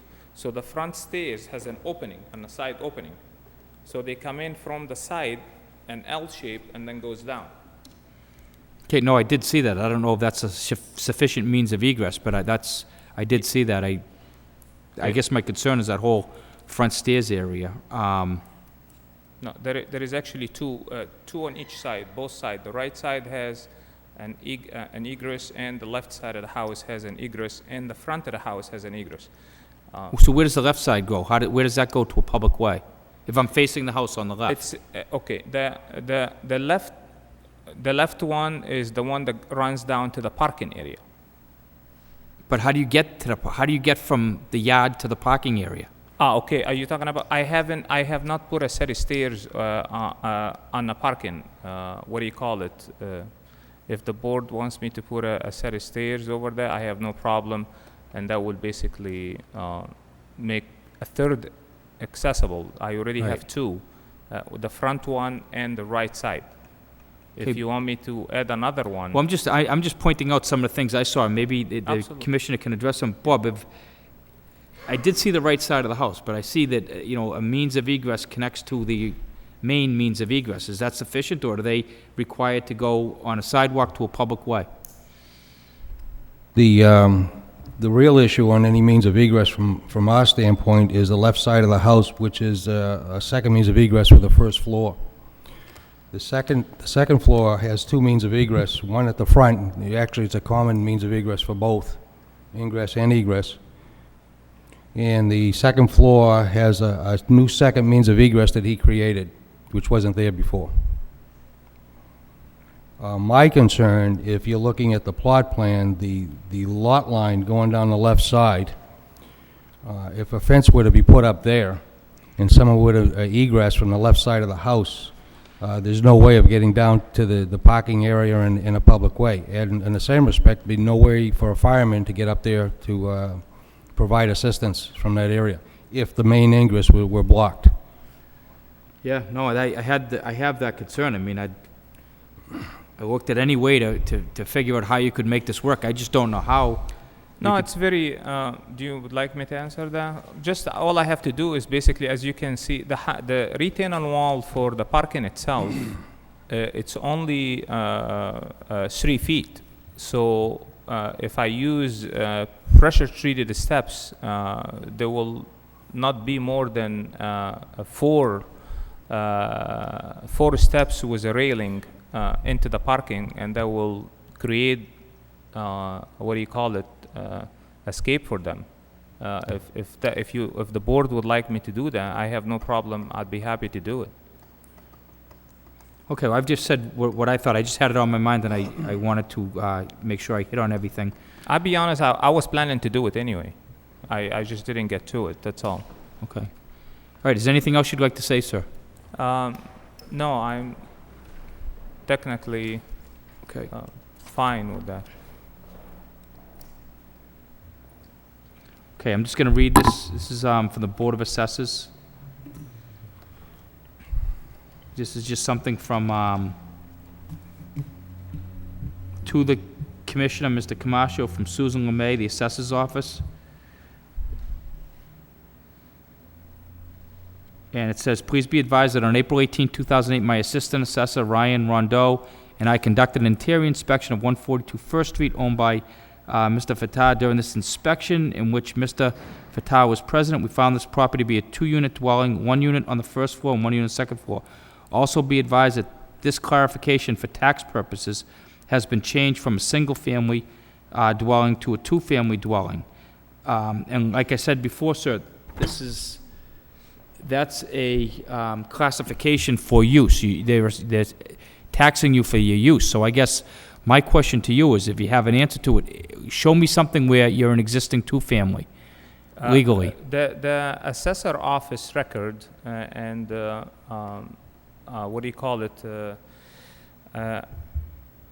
I believe Mr. Camacho has a part of his record. I just didn't went down to the assessor office myself to bring the record myself. But the house, like I said, the house has been a 2-family back in the 40s. It's not has been 2-family just in the days. If you would like to walk in the house, I'll be happy to show you that the house itself has all the horsehair, the pre-existing, a lot of the old stuff that it's pre-existing horsehair walls all over the house. What I did is basically the house has been built in 1900, and it was needed to remodel some of the stuff from water or stains and stuff like that. And what I did is basically I remodeled pre-existing conditions into the house whatsoever. Did you remodeled the house inside? Yes, I did. Did you pull a permit for a single family or a 2-family? Excuse me? When you remodeled it, did you have a remodel permit for a single family or a 2-family? I don't remember, but I pulled the building permit for whatever I did. Do you know, Mr. All the permits pulled on the property were for a single family. Okay. What he's saying is, and you correct me if your recollection is different, but the commissioner's saying that all the permits you pulled were for a single family. Because basically the house, like I said, the house I purchased the house single family from the previous owner that owned the house for 28 years. So you purchased it as a single family? I purchased the house as a single family from the gentleman, that owned it 28 years prior to me. Okay, but if you look at, like I said, you look at your own record here at the City Hall downstairs, you will find out that the house, it has one main house and then it has a little barn. Okay, the house was a 2-family. It was pre-existing stairs, pre-existing kitchens, pre-existing bathrooms. You can see some of the old Canstein. I still have some of the old Canstein saved in my, between the walls. Some of the old gas lines is still saved in the walls. Some of the Canstein still saved in my attic downstairs. I'll be happy that you can hire an expert to tell you if the stairs. Sir, you don't have to do. I guess just so I'm not confusing you. My question's I'm just trying to figure out my mind, because I'm confused by the application. If you purchased the house as a single family, I purchased the house as a single. You just let me finish, and I'll let you finish. You purchased the house as a single family, yes, and you pulled. Did he pull more than one? I don't know. How many permits did you pull? There were several permits. I have somewhere in the area of 6 or 7. Okay. Do you remember pulling 6 or 7 permits? I would say maybe yes. And on that, you have to designate if you're renovating a single family or a 2-family. Yes, but I was basically doing what I've been told to fill up the application. It's like, Okay, but if this you- is what I have to do, you know. I know, but I'm just as a board member, I'm trying to figure out what the status right now of the house is, because if it's a two-family right now, I don't even know why you're before us. So now it's Absolutely. coming clear. So you bought it as a single family. Correct. And you pulled the permits to renovate it as a single family. Now my question is, and there might be a simple answer to it, but how did you get two families renting in there? Okay, well, basically, okay, like I said, the house has been always maintained as a two-family from the time I purchased the house, you know. What do you mean When from I the pur- time you wha- purchased the house? From the time you purchased the house as a single family, so Yes. when you purchased the house, it was a single family. It was already has two kitchens, two bathroom, two everything, and it was already even rented when I purchased it. Just to let you know. So you purchased an illegal two-family. It basically, yeah.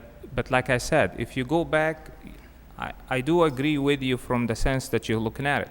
What I would like you to see is the house itself back in the 40s is two-family. It was switched from a two-family to a single. What I'm trying to do is basically switch it back from a single to clear the fog on the house, because to put it back into the pre-existing condition where it was built back in the 40s for it. And I understand it, sir, but I guess my problem is, I'm reading your application, it says to maintain an existing two-family dwelling, and I guess just on its face, we have to, as a board, figure out what we're approving, or to your benefit, if it's approved or denied, out of fairness to you, we have to know what you're asking, and if you have if your application's not accurate, then you take a risk of wasting your time, but we can't. I apologize, maybe my English was not clear, that's all. I'm just trying to explain my point of view, and the other board members may have a different point of view. Absolutely. But when I read your application and you're asked to maintain an existing two-family, then it says, I say to myself before I went out there, well, I don't see any problem with this, why not? So I go out there, and then I see things I wish I didn't see. You know, with the the condition of your house, the condition of the structure around your house, the condition of your foundation, things that, I'm not a building inspector, but things that, that I wasn't expecting to see and I wasn't happy to see. And then I have to look a little deeper into the application, and I'm wondering why you're coming before us if it's an existing two-family. And, I think you've answered most of the questions I have. Yes, what I was trying to say basically on the application, and I apologize for maybe the way it was interrupted into, maybe it plays the language barrier a little bit, but what I was trying to basically saying that basically I'm trying to maintain an existing family that it was already pre-existing back in the 40s. I apologize for that mistake, but... Well, for all due respect, it's 2008. I'm more concerned about what it was when you bought it and what it is right now, and Yes. I don't see any legal change. That's just, I just don't see any legal change, but others may. What I'm trying to say is basically, I'm trying to go by, I do not want to have any problem with the building commissioner or whatever, or the building department itself. What I'm trying to do is basically, I'm trying to switch the house from a single family to a two-family, which is the pre-existing condition was already was built for, and I did not create the conditions of the house in the interior. The interior of the house was created before I was born. So I am just basically trying to switch the house back from a single house to a two-family, just to clear this issue, so I will not run into any problem whatsoever with anyone. Okay, that's just not what your application says, and, maybe it's just confusion on your part, but it does say it on the plot plan, which is inconsistent with the application. Okay, is there anything else you'd like to say? No, I just basically, if you have any question, I'll be happy to Okay, answer it. you obviously, we'll call you back up if we do. Thank you, sir. Thank you very much. You're welcome, no problem, thank you. Okay, anybody here wishing to speak in favor of this petition? In favor? Hearing none, that portion of the hearing is closed. Is anybody here wishing to speak in opposition? Good evening, sir. Could you state your name and address for the record? And please sign in too, sir. Beg your pardon? You have to state your name and address for the record, and you also have to sign in the sign-in sheet there. There's nothing here. You could do that after, I think it was up there. My name is Leo Frawley. I live at 132 First Street. I have a prepared statement here, and if you'd like, I could give you photographs and a copy of my Sure. statement. Anything you'd like to submit, you're welcome to submit, sir. All right. Come right up.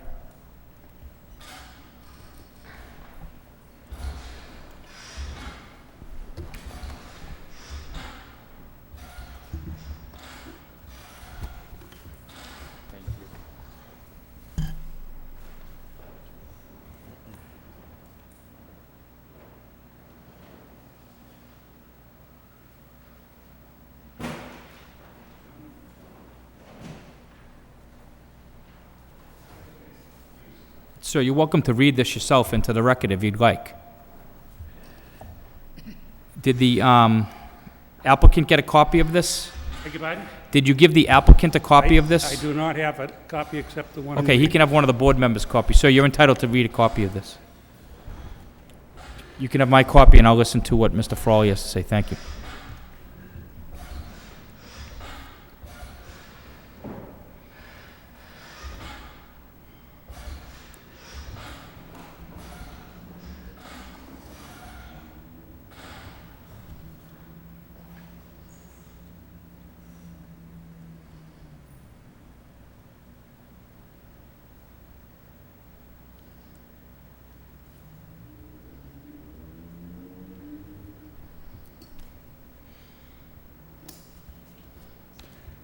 My name is Leo Frawley. My wife and I own property at 132 First Street, Lowell. I would like to tell you something of myself. I believe it will give you credit. It will give precedence to what I have to say. We have lived at that address since 1954. I have been married to the same woman for 58 years. In 1956, I retired as a plant engineer from the GCA Corporation in Bedford, Mass. I have never known the address at 142 First Street to be anything but a one-family home. Regardless of what you decide here today, it'll have no effect on what he does to that property.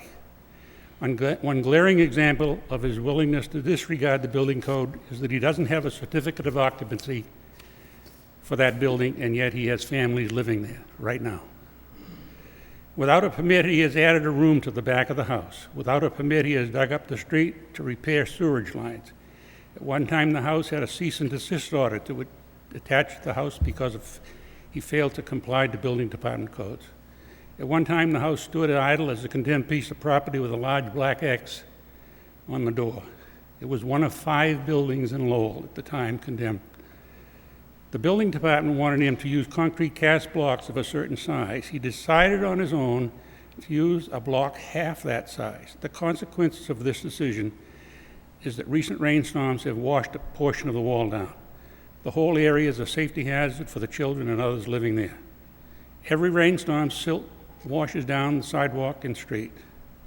Whoever decided his wall is neglected to provide an egress from the rear door to the street.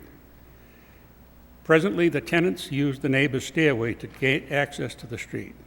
If and when that neighbor decides to erect a fence, anyone living in that house will be denied access to the street from the rear of the house. The attached photo will show that the parking area created is not adequate to accommodate parked cars. To this date, the city, the building department, the courts have not been able to deter him from his wishes. I have been told that he is due in court this coming September. Because of his history in court, I will guess the judge will find in his favor and do nothing. Thank you for listening. Thank you, sir. Sir, would you like to offer a rebuttal to that? Take your time.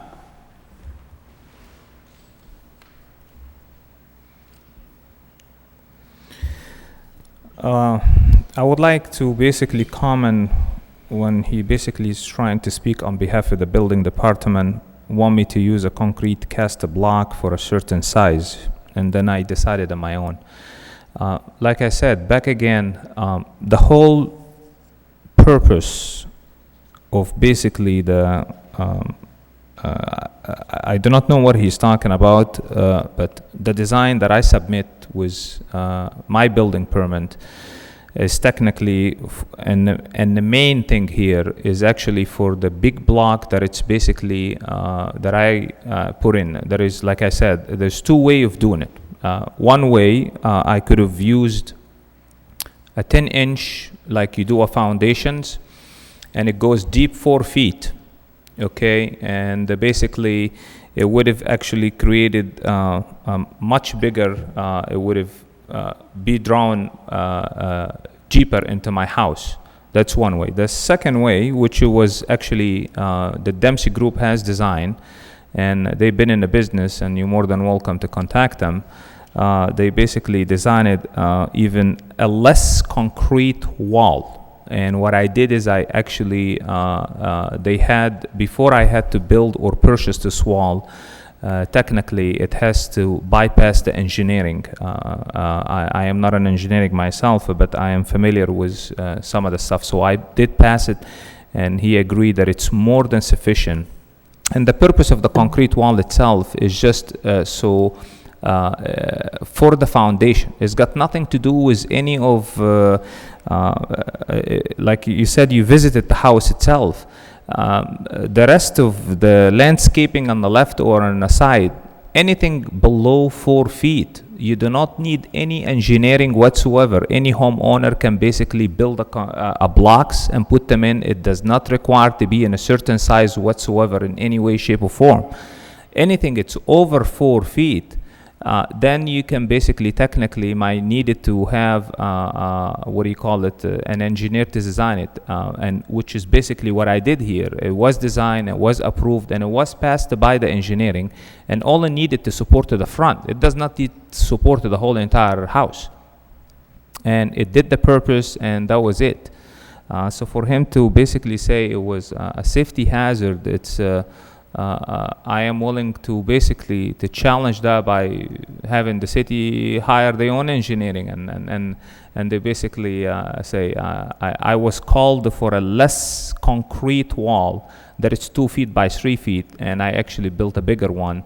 What do you call it? Matter of fact, the manufacturer that designed those ones, they have a booklet that you can basically print. What do you call it, from the internet on the computer itself, by locating just the name of the company and everything, and I'd be happy to provide that to you. And it will show you the engineer design that this wall can go up to 10 feet with no problem whatsoever, as long as it was built properly. And that's what I did, and that's why the engineer was on site when I was building it, you know, to see how basically that I have the proper dips and how I'm building it. So that will just basically address that. But in my opinion, by creating the parking area is actually, if I don't have that parking, so basically where I would be parking, or anybody lives in this house, they will at least have 2-3 cars. They will be on the streets. So right now, by basically I spend the money and I put those people to park off the street, is actually help the city when it comes down to snow plowing. They don't have to come back 2-3 times. They can only save the hassle by just doing it once. So I think I'm in my opinion, that I did a fine job. Regarding the sidewalk or whatever, I basically, the engineer office have asked me to, what do you call it, to asphalt the sidewalk, which is basically I did asphalt it. It has passed. They already have signed on that, and they have told me that there is talk in 2 to 3 years period they will be doing some concrete, and it is unnecessary for me to really do any granite curbing whatsoever, because basically they are planning in doing this, so they waived that whatsoever. So I was just going by them.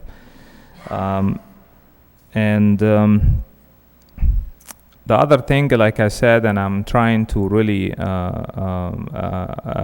I guess he did not look at the record that it's really in the city hall downstairs, which is everybody can basically look at it. House is 2-family back in the 40s. It was divided. There is a plant that the house was divided. So for him to say that the house was always pre-existent, I guess he did not look at the record of, he might be looking at it as someone living over there.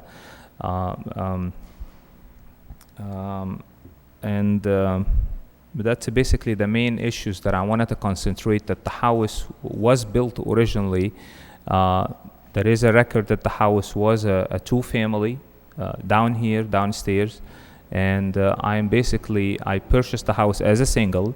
I am basically trying to put the house back into what it was. The house has horsehair. I didn't create that. That was built years ago, as everyone knows, when you use the horsehair and the wood behind the stuff. If you go through the house, you will see all the element of the old Constantine back from the 1900s, that's all. The record speaks for itself. The previous owner has divided the land, my house one side and the other house for another side, and obviously they did that for basically financial reason to make more money on the house. And at one particular point, they was allowed to separate, the two property from each other. But at one point, there was only one property. The big house with the smaller was just one particular property. Okay. Thank you, sir. Mr. Chairman, I can make a tape change? Tape change.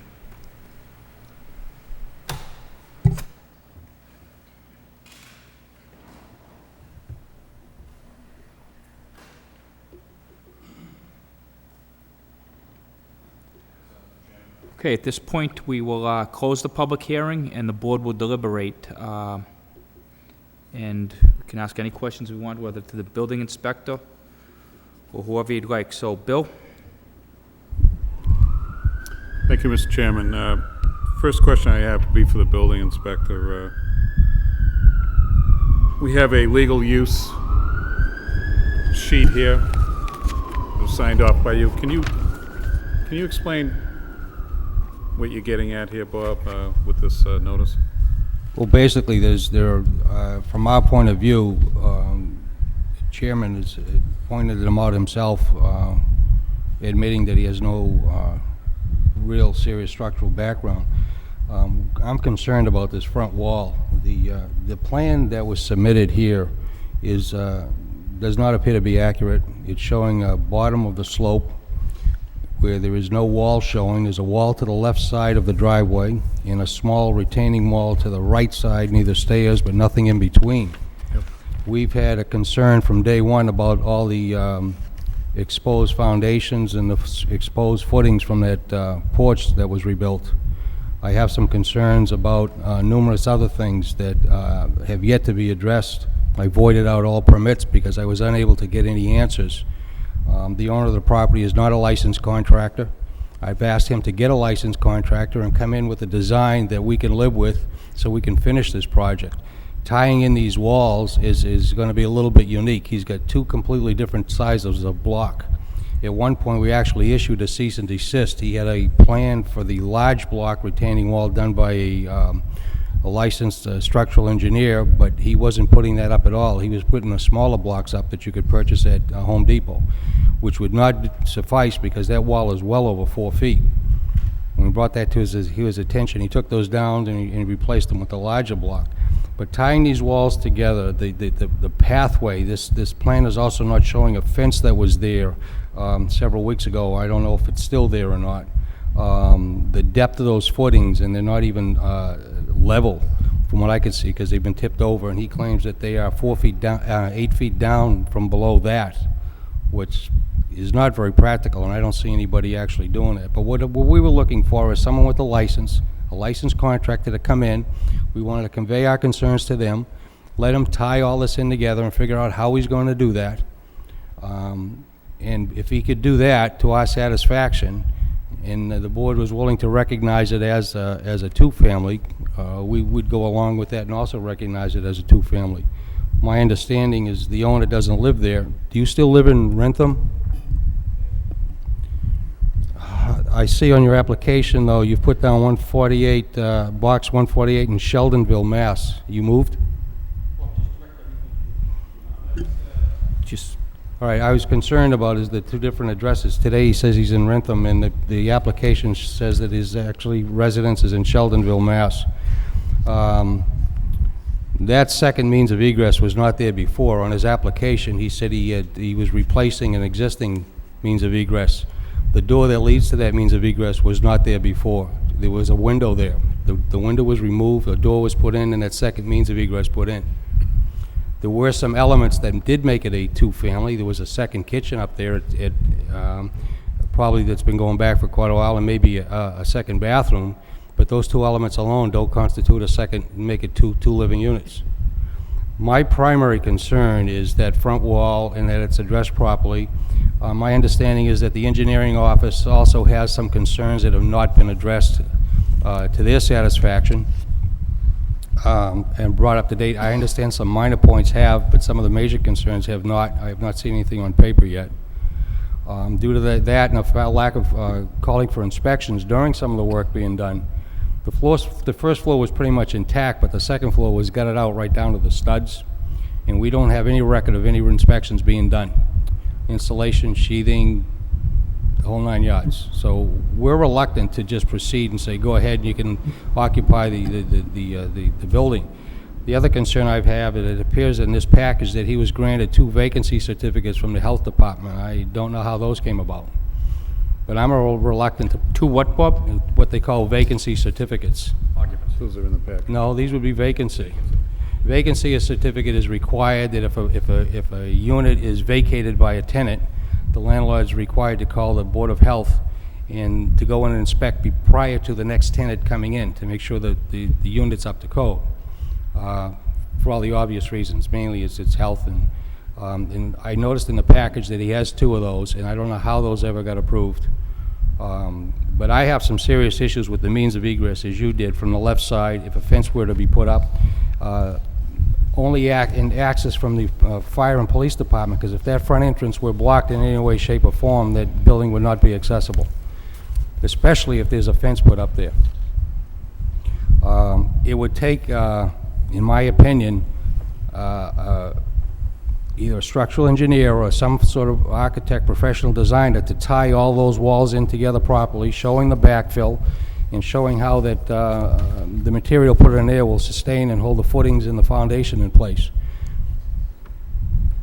I don't believe that the owner has the expertise to do that. Now, all I've asked is that he bring in a licensed contractor and show me how he's going to make that work, and I'd be willing to issue a permit and we can tie this whole thing up, and that would satisfy me.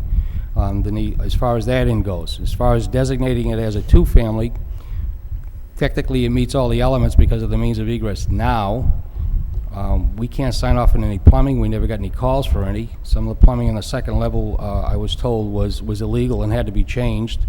I don't know if any permits were ever pulled for that. That was in the kitchen area. So there are multiple little issues, and I'm a little concerned about the safety. I would have liked to have seen a contractor come in that is licensed, take out 1 permit, address all these issues in a professional way. We're not in a position, or any building department is, to show him how to correct these deficiencies. I mean, just looking at the front of the property alone, you could tell there were multiple problems. Nothing seemed to quite work the way it's supposed to. That, coupled with, like I say, the engineering has some outstanding issues that, in my opinion, have not been addressed to us properly, and I think they're still out there. I think the design of that front wall is all catch a can. It's a bunch of pieces and nothing's related, and it's very hard to tie that together and make it work. But again, that's a design problem, and that's not something that we can correct or we are required to correct. It's a problem that the owner has to submit before a registered design professional and come up with a plan to show us how that's going to happen. Parts of that wall are below 4 feet, and they do not require a building permit, or they don't even require an engineering plan, but parts of it are. And the combination of these 2 forms of materials and retaining wall is a little bit unique. We really don't see that. We rely on a registered design professional to show us how that's going to work. This project looks like it's only about 70% done. Thanks, Bob. Bill? So you're treating the property as still a single family. Is that true or not true? It has all the configurations of a 2-family, but legally it's not a 2-family. Okay. The assessor will recognize it and assess it for what it's being used as, but that does not make it the legal use. Which is this dated June 19th. That's what the assessor did. Which is just here, recent. right? They just recently converted it to a 2-family. How was a family living in the second floor if he didn't have a CO? Giving a certificate of occupancy is usually done on brand-new buildings or complete guts. I'm reluctant to give them one on this building simply because we were never called for any inspections. Plumbing, installation, or anything else. And he had some very serious concerns. And I feel as though that some of the applications he made for a building permit were somewhat misleading. That second means of egress to the right of the building was never there to begin with. And it's stated in the application, or one of the applications, that he was rebuilding an existing set of stairs. That was never there. Okay. There was only a window at that landing, and that was changed over to a door as well. Granted, it does make it better, it does make it safer, but I mean, that was not part of the original permit. And like I say, we have no evidence that it was in fact a two-family.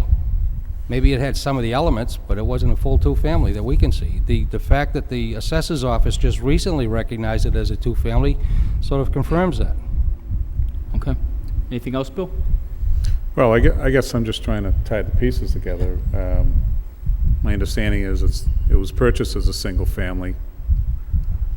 Permits had been pulled at various times. For a single. For a single, but yet it looks like a two-family now. For all practical purposes, it is. I haven't been inside, as the chairman stated, but I'm just stating from what I've been given so far. These permits that were pulled, was that to do any work to convert it to a two-family, I guess? Not that I can recall. In all the permits I looked at, the permits that were issued even prior to me coming on board, I didn't see indication that it was a permit for a change of use, just some modifications on an existing structure. And the exterior work that's going on, were any permits pulled for that? They were pulled. Okay. Will I make a few comments to the board? Well, sir, right now the Right public now. hearing's closed, so we're just the board's just deliberating. Okay, because, no, the Sir, reason... you Okay. can't speak right now. Yeah. Another question I'll have is the existing off-street parking, and I'll look at the photos, but I've been by the property. The way the vehicles, Mr. Commissioner, are basically in the path of the walkway, the street walkway, is that permitted like that? Well, if this is to scale, and he has 20 feet, he probably has enough room to sneak a vehicle on, but in no way, shape, or form is he allowed to have any vehicles that overshadow a sidewalk on a public way. That would cause a pedestrian at some point in time to walk into the street, which is a definite no-no. But if this was a true two-family, off-street parking would allow for at least 4 vehicles, is that true or not? I believe it's 4. Okay. Based on what I saw in my visit, and just looking at these pictures, what reinforces it, how do you get 4 spaces if you could try to get 4 spaces in here? Don't know. Okay. I don't know, to be honest with you, all the particulars are, because that permit was issued before I came on board, so I couldn't tell you that. Okay. I guess the last thing I'll bring up is on the plans, Mr. Chairman, that we were submitted.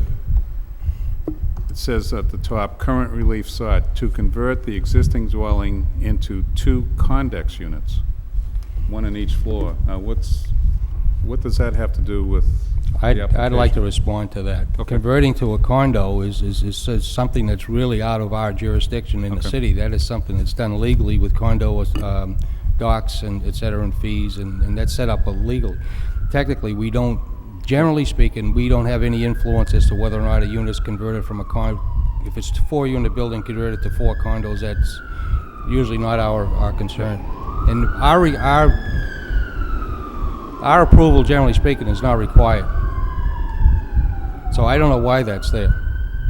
Okay, and that's why I'm asking the question. I didn't see where that tied in with the application, so that's all I have, Mr. Chairman. Okay. Thank you. Vesna. Thank you, Mr. Chairman. I know that at one point, this property was a two-family, but when the petitioner purchased it in 1994, it was a single-family. And I felt that this petitioner has not only misleading this board, but also the building department According to the building commissioner, the petitioner went to the building department more than a few times to pull a permit.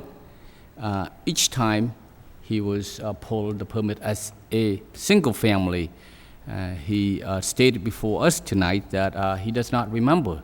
I can understand that if you only went to the building department once and you maybe don't remember, but when you went there more than a few times, you have to remember how many families you pull the petitioner, the petition as.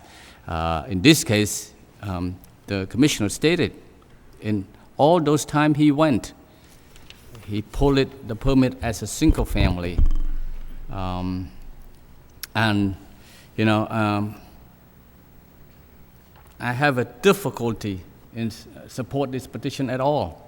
You know, I'd be more than happy to hear from my fellow board member, but let me comment this, that, you know, should my fellow board members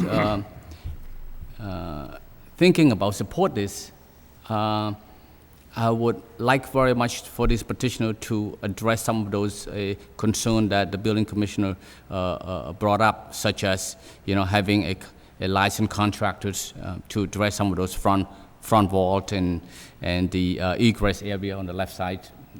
But I'm not ready to support it, and I hear from my fellow board members at this time. Thank you, Besna. Corey. Yes, through you, Mr. Chairman.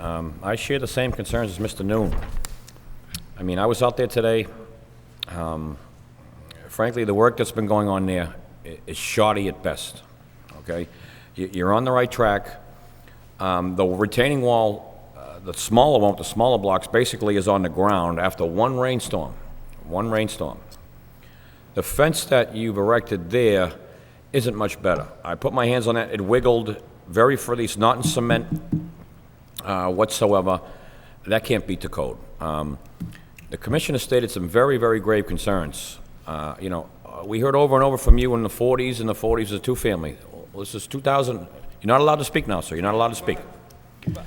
I'm not allowed to speak at all? You're not allowed to speak right now. Sir, the public hearing's closed. That's just how the process works. Okay, maybe at one time it was a two-family, okay? Once it goes to a single family, you need approvals to go back to a two-family. Okay, somebody already did that, tried doing that. I don't know if it was you, I don't know how we got this deep, okay? But the commission's got many concerns with that apartment upstairs, illegal plumbing possibly, illegal electric, and, you know, we heard your neighbor's concerns. He seems like a fair man to me, and his concerns match up perfectly to what I saw this afternoon. Please, sir, you know, this man has some concerns, and they matched up from what I saw this afternoon, quite frankly. Okay, when we're here to work with you, we want to help you. But you're a long ways away from my vote getting this. Now, what I'd like to do here, in my eyes, the only way to make this thing work, we need some involvement from all the respective departments, plumbing, electrical, building. I want that whole house, both units signed off by all three of those departments to making sure everything is legal in that unit. And then if that's not enough, now you may have to come back to this board with a whole new application because now you don't have required parking. You're gonna need 2 parking spots per unit. And I don't mean something that intrudes on the sidewalk like you got here. So your engineering plans were wrong. I don't know, like the chairman stated earlier, I don't know who did your work, but you're entitled to a refund in my mind. The vehicles protrude out to the sidewalk. The vehicles in the Let's contain the meeting to just the board's deliberation. So, Corey, it might be better if we just address the chairman generally, and any.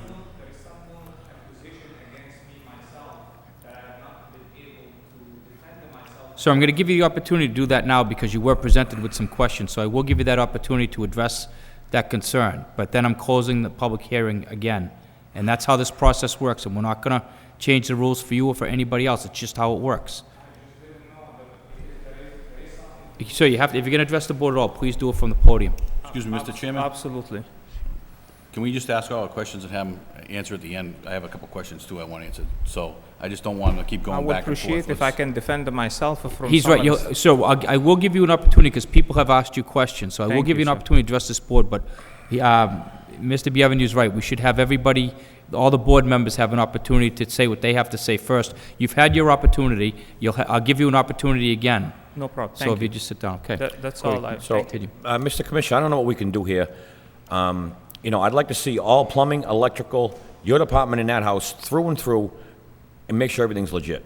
I'm willing to bet this, we got some problems in there, the way things are going. So, pending that happens, we get approvals, we get signed off from the respective departments. What happens now? Does he have to come back to this board for a variance without required? Now he doesn't have required parking. I think the parking is part of it, and I'm not sure that he's required to have 6,000 square feet, and he's just short of that, so he would need a variance on that as well. That's been an ongoing problem with this particular project. There's been multiple little issues that kind of chip away at the legality of it. Well, I mean, again, so you're not allowed to answer right now. The chairman will allow you, but I think you're going to need an attorney on this. You're in pretty deep on this. I'd like to see to make this work, but we're a long ways away, okay? So, I mean, in my mind, again, we're a long ways away. You know, I'll see what the other board members' concerns are, but I want all the departments, I want to make sure everything is legal, plumbing, electric, in that home, before I even think about granting you a two-family. Okay? Thank you very much. Kevin?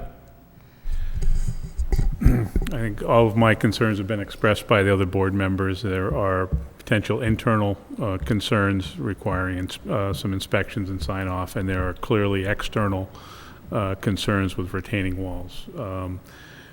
My thoughts at this point are, echo Corey's sentiments, I think you're a ways away from, the applicant's a ways away from getting my support for this project, but one possibility may be to get a continuance, come back with complete plans and work with the building and inspectional services to internally and externally on the engineering side, as the commissioner suggested, with a licensed contractor to develop plans that would not only address the egress issues and to the street, the retaining walls, tying all those together, and also looking at what could be done for parking. I think you do have space here if you were to go back deeper into the property with the retaining walls to get away from the sidewalk. So there's a possibility of architecting this in a way that might be sufficient, but I think there's a good amount of work to be done here.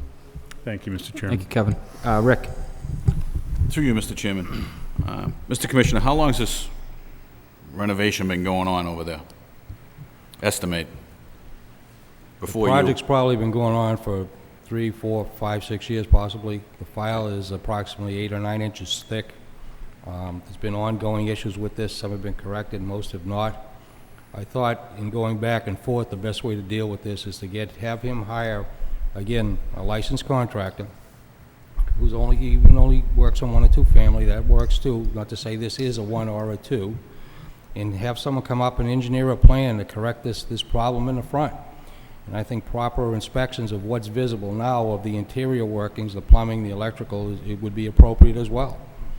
We do have a court case pending in September for an illegal change of use, and I've agreed to drop those charges, criminal charges, if he can correct some of these issues here. But it's an ongoing process, and it's taken forever to get anything done, or to get anything confirmed. Extremely difficult.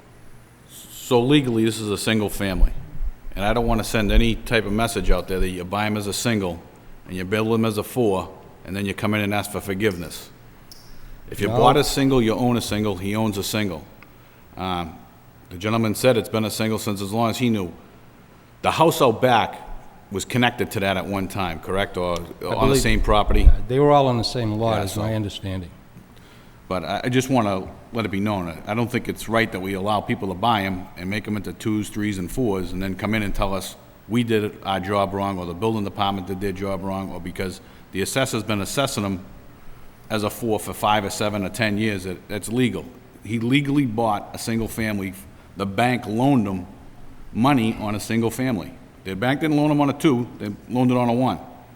So whatever was in there illegally is illegal.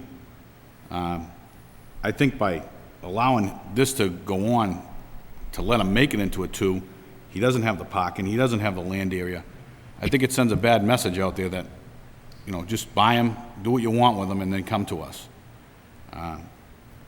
I just think, and it's been going on for 3, 5, 7 years. I mean, I just don't know. It's a really bad situation, you know. Just as a sidebar, what we've done in the last 9 months is we have a new policy in place with the assessor's office that if they go in and modify the use of a building, or they change the use of any building, we've requested that they notify us, because there's a pretty good chance that that change of use was done illegally.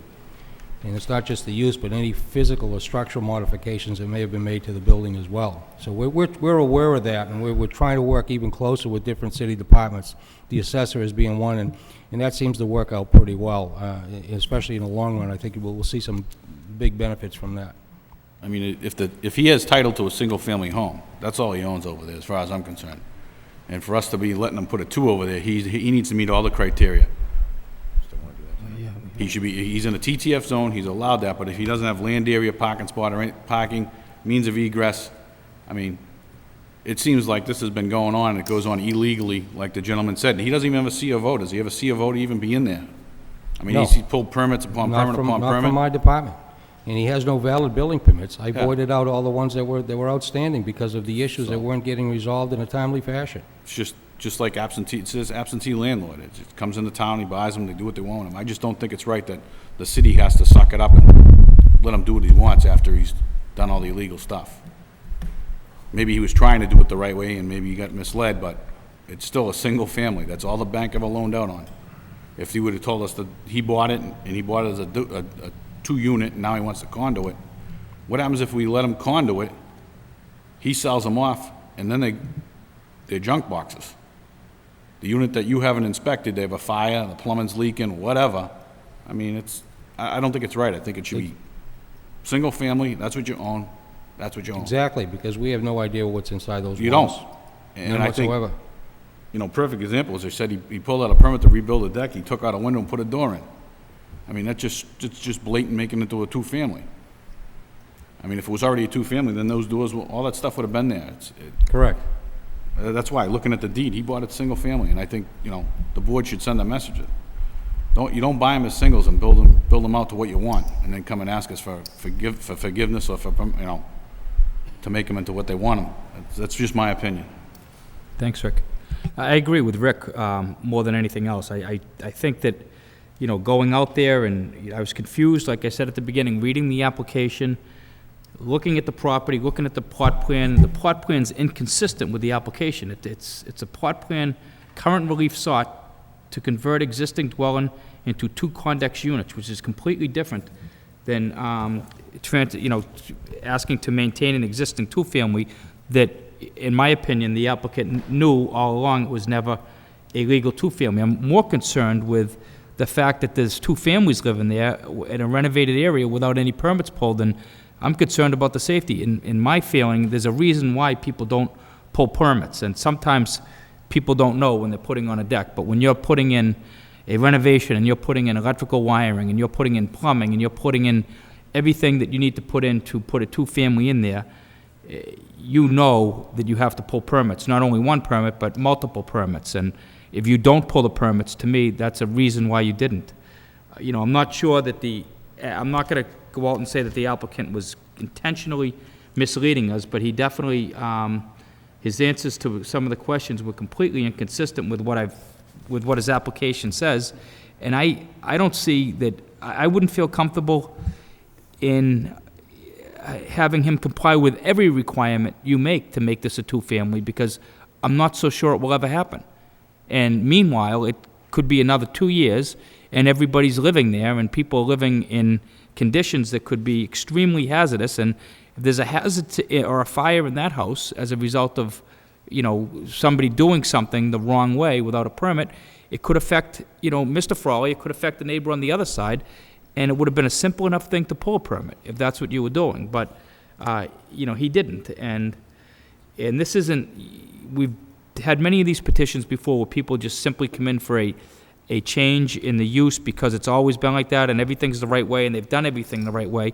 And I can't think of anything more opposite than this application. So I'm not willing to support it under any circumstances that I've seen, and as this board knows, we usually try to accommodate applicants who have reasonable requests, and I just don't find that this request is at all reasonable. I think it's a danger to the neighborhood. It absolutely has a negative impact on the neighborhood as it is right now. My only concern about that is that, you know, if nothing happens there, if he's not ordered to do anything, then it's just an eyesore for the neighborhood, but they've been living with it for so long. So I don't know how this board, how you can enforce it. It's beyond the scope of our authority to even suggest it, but I think that's up to the building department. But as far as I'm concerned, I'm not willing to entertain any continuance or any motion, but the board controls by vote what will happen here, but that's just my opinion.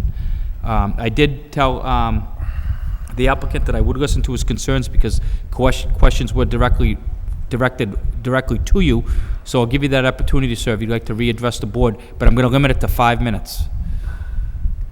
Thank you, sir. Welcome. I would like to start by basically saying I had no intention of misleading the board in any way, shape, or form whatsoever. It's not the way I was raised. It's not the way I grew up. Unfortunately, I was misled by the building department because that's the way they told me to fill up the application. That's one. Two, the application was filled as a single family because I was advised by the building department that this is the way I needed to fill the applications. When the house was 3 years ago, started renovations, the house, okay, and I would like to make the board make a note of all what I'm gonna say because it's really important to this because I'm being accused of this stuff. I will have no problem I did not know that basically all this evidence would have come down to play, otherwise I would have bring all my file. I have not done nothing into this house but the proper things. I do have a plumber that wanted to go and pull a building permit, and I have 3 of them. They was rejected, okay, by the building department to pull the application. I have a signed building commissioner, the electrician, okay, that basically on my building permit was signed, okay. So I have a sign off by the building department, by the. Do you have that on you, sir?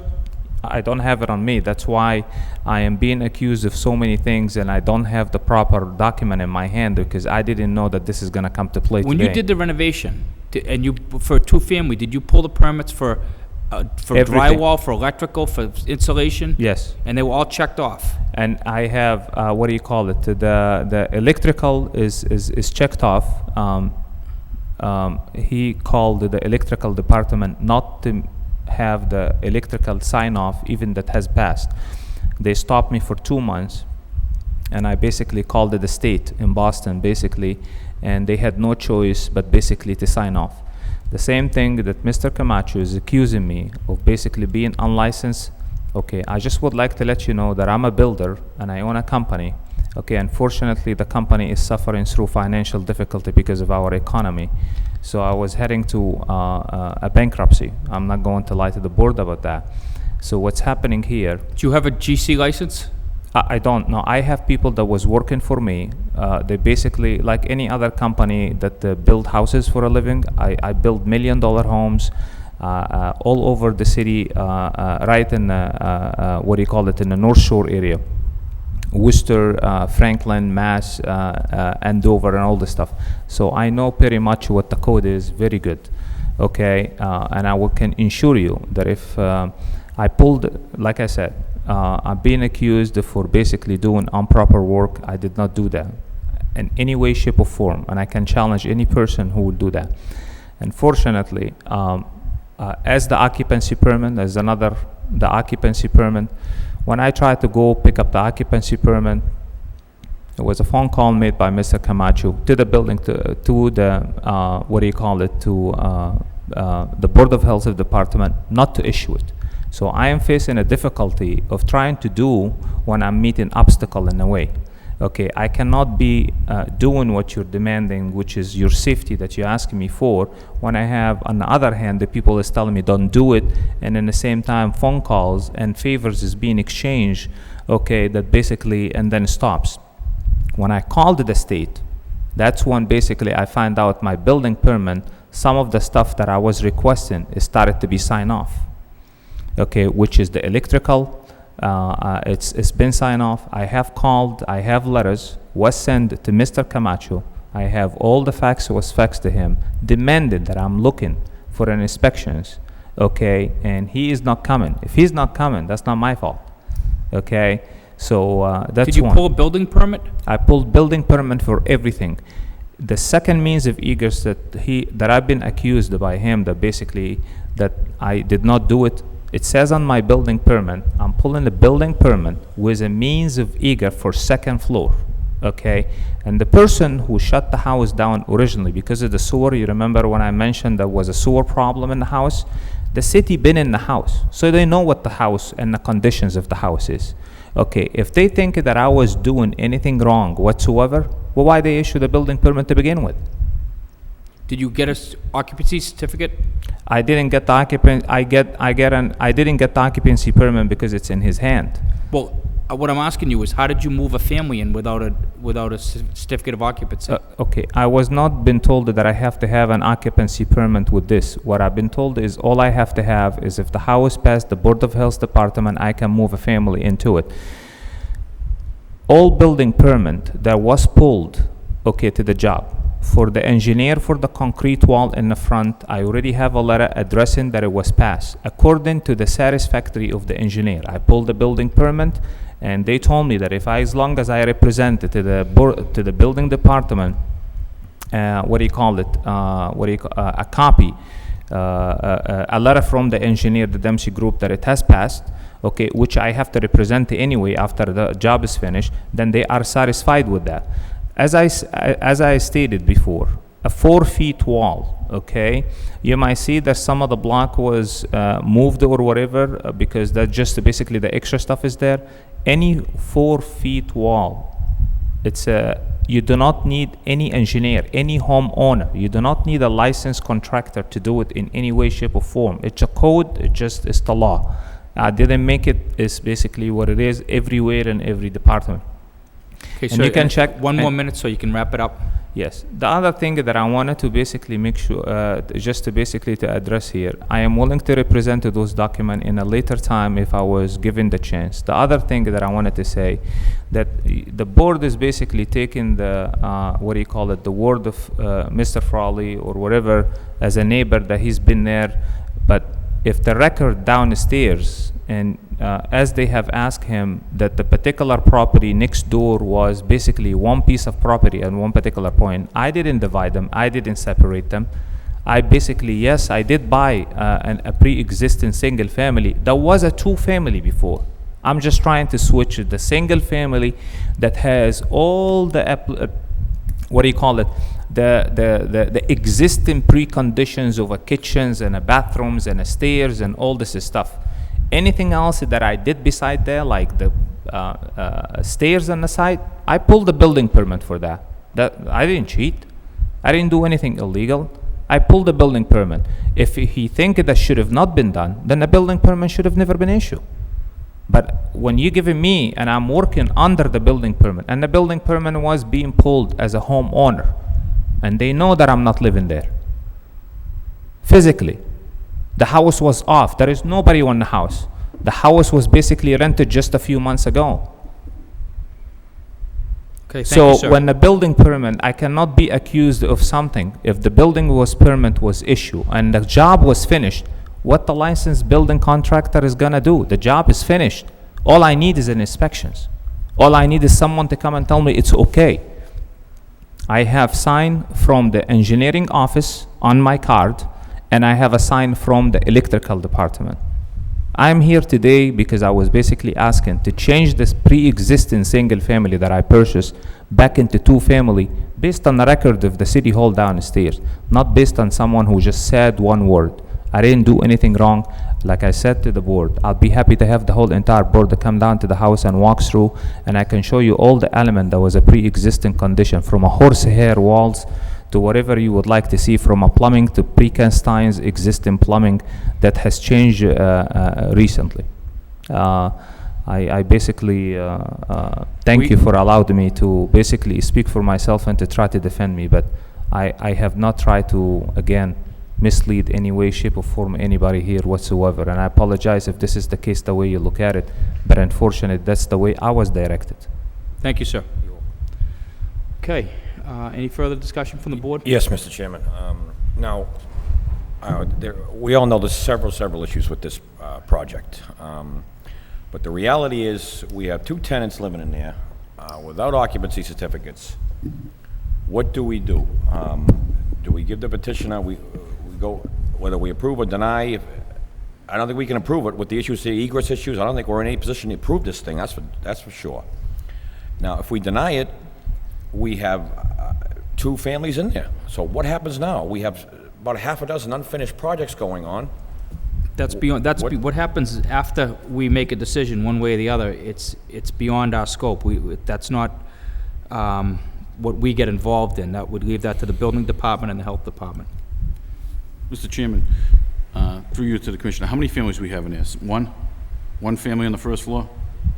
I think there's 2 families there, one on each floor. There's 2, I see. One on each floor? Yes. 2 separate families, correct. I thought he had said there's only one family in there, and the second floor is not finished. No, there is a I was tenant up there, on the Mr. Bailey. second floor. It looked 98% done or better. All right.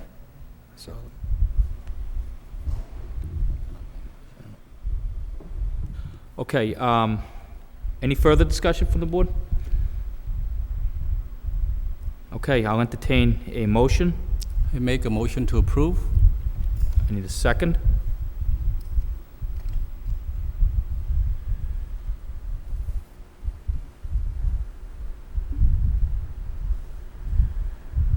Okay, I need an alternate motion.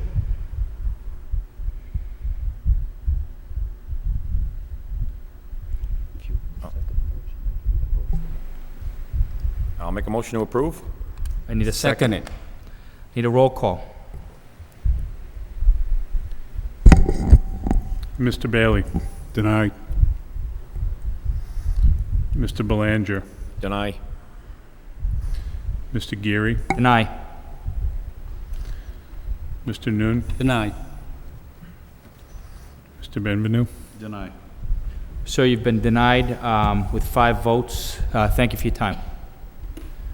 Okay, the next item on the agenda, we do have to accept some minutes. Mr. Chairman, there's one item on the list. I don't know that you, 251 Mount Vernon, do you have a letter in there where that's going to be continued?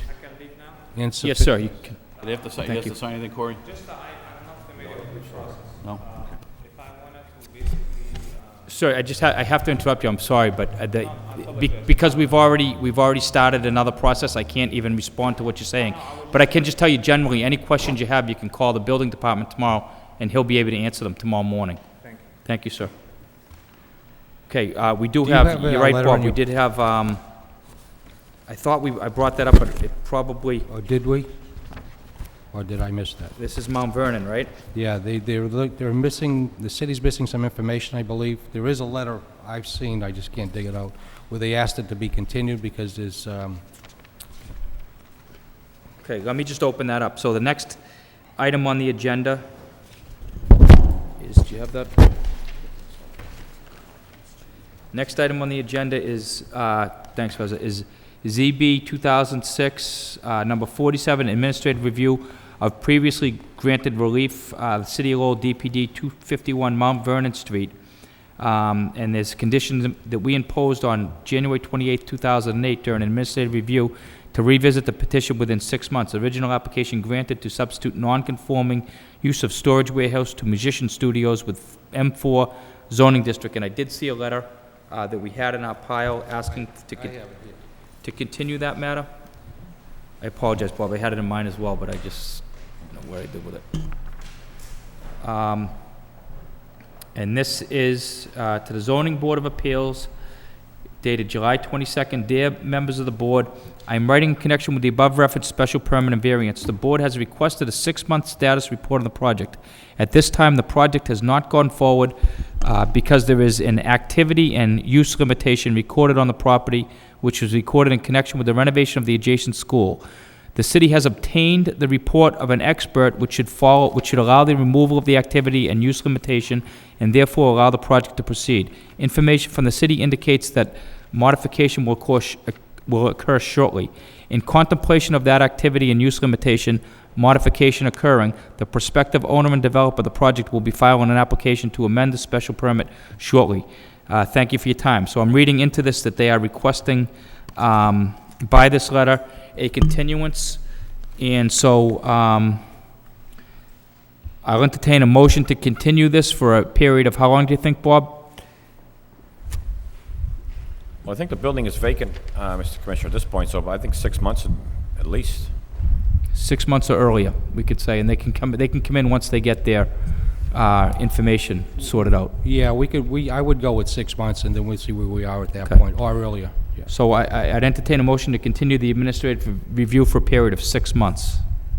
Mr. Chairman, I'll make a motion to continue the review for a period of 6 months or less. Second it. Roll call, please. Mr. Bailey, continue for 6 months. Mr. Belanger, Continue. Mr. Geary, Continue. Mr. Noon, Continue. Mr. Kavanaugh, continue. Okay, that matter's been continued for a period of 6 months. There'll be no further notice, except for when that 6 months is posted. Moving on, we do not have any minutes to accept today. We do have item number 5, our final item with the closed executive session. Okay, so at this point, we'd like to shut the, I need a motion to go into executive session. We could continue with that tonight, or if the board so chooses, we can carry that over till next week. Yeah, then Maybe that's a better idea. 2 weeks, we only have one petition. I think that'd be best. I think that would be in everybody's interest. Okay, so we need a motion to continue the closed hearing for 2 weeks.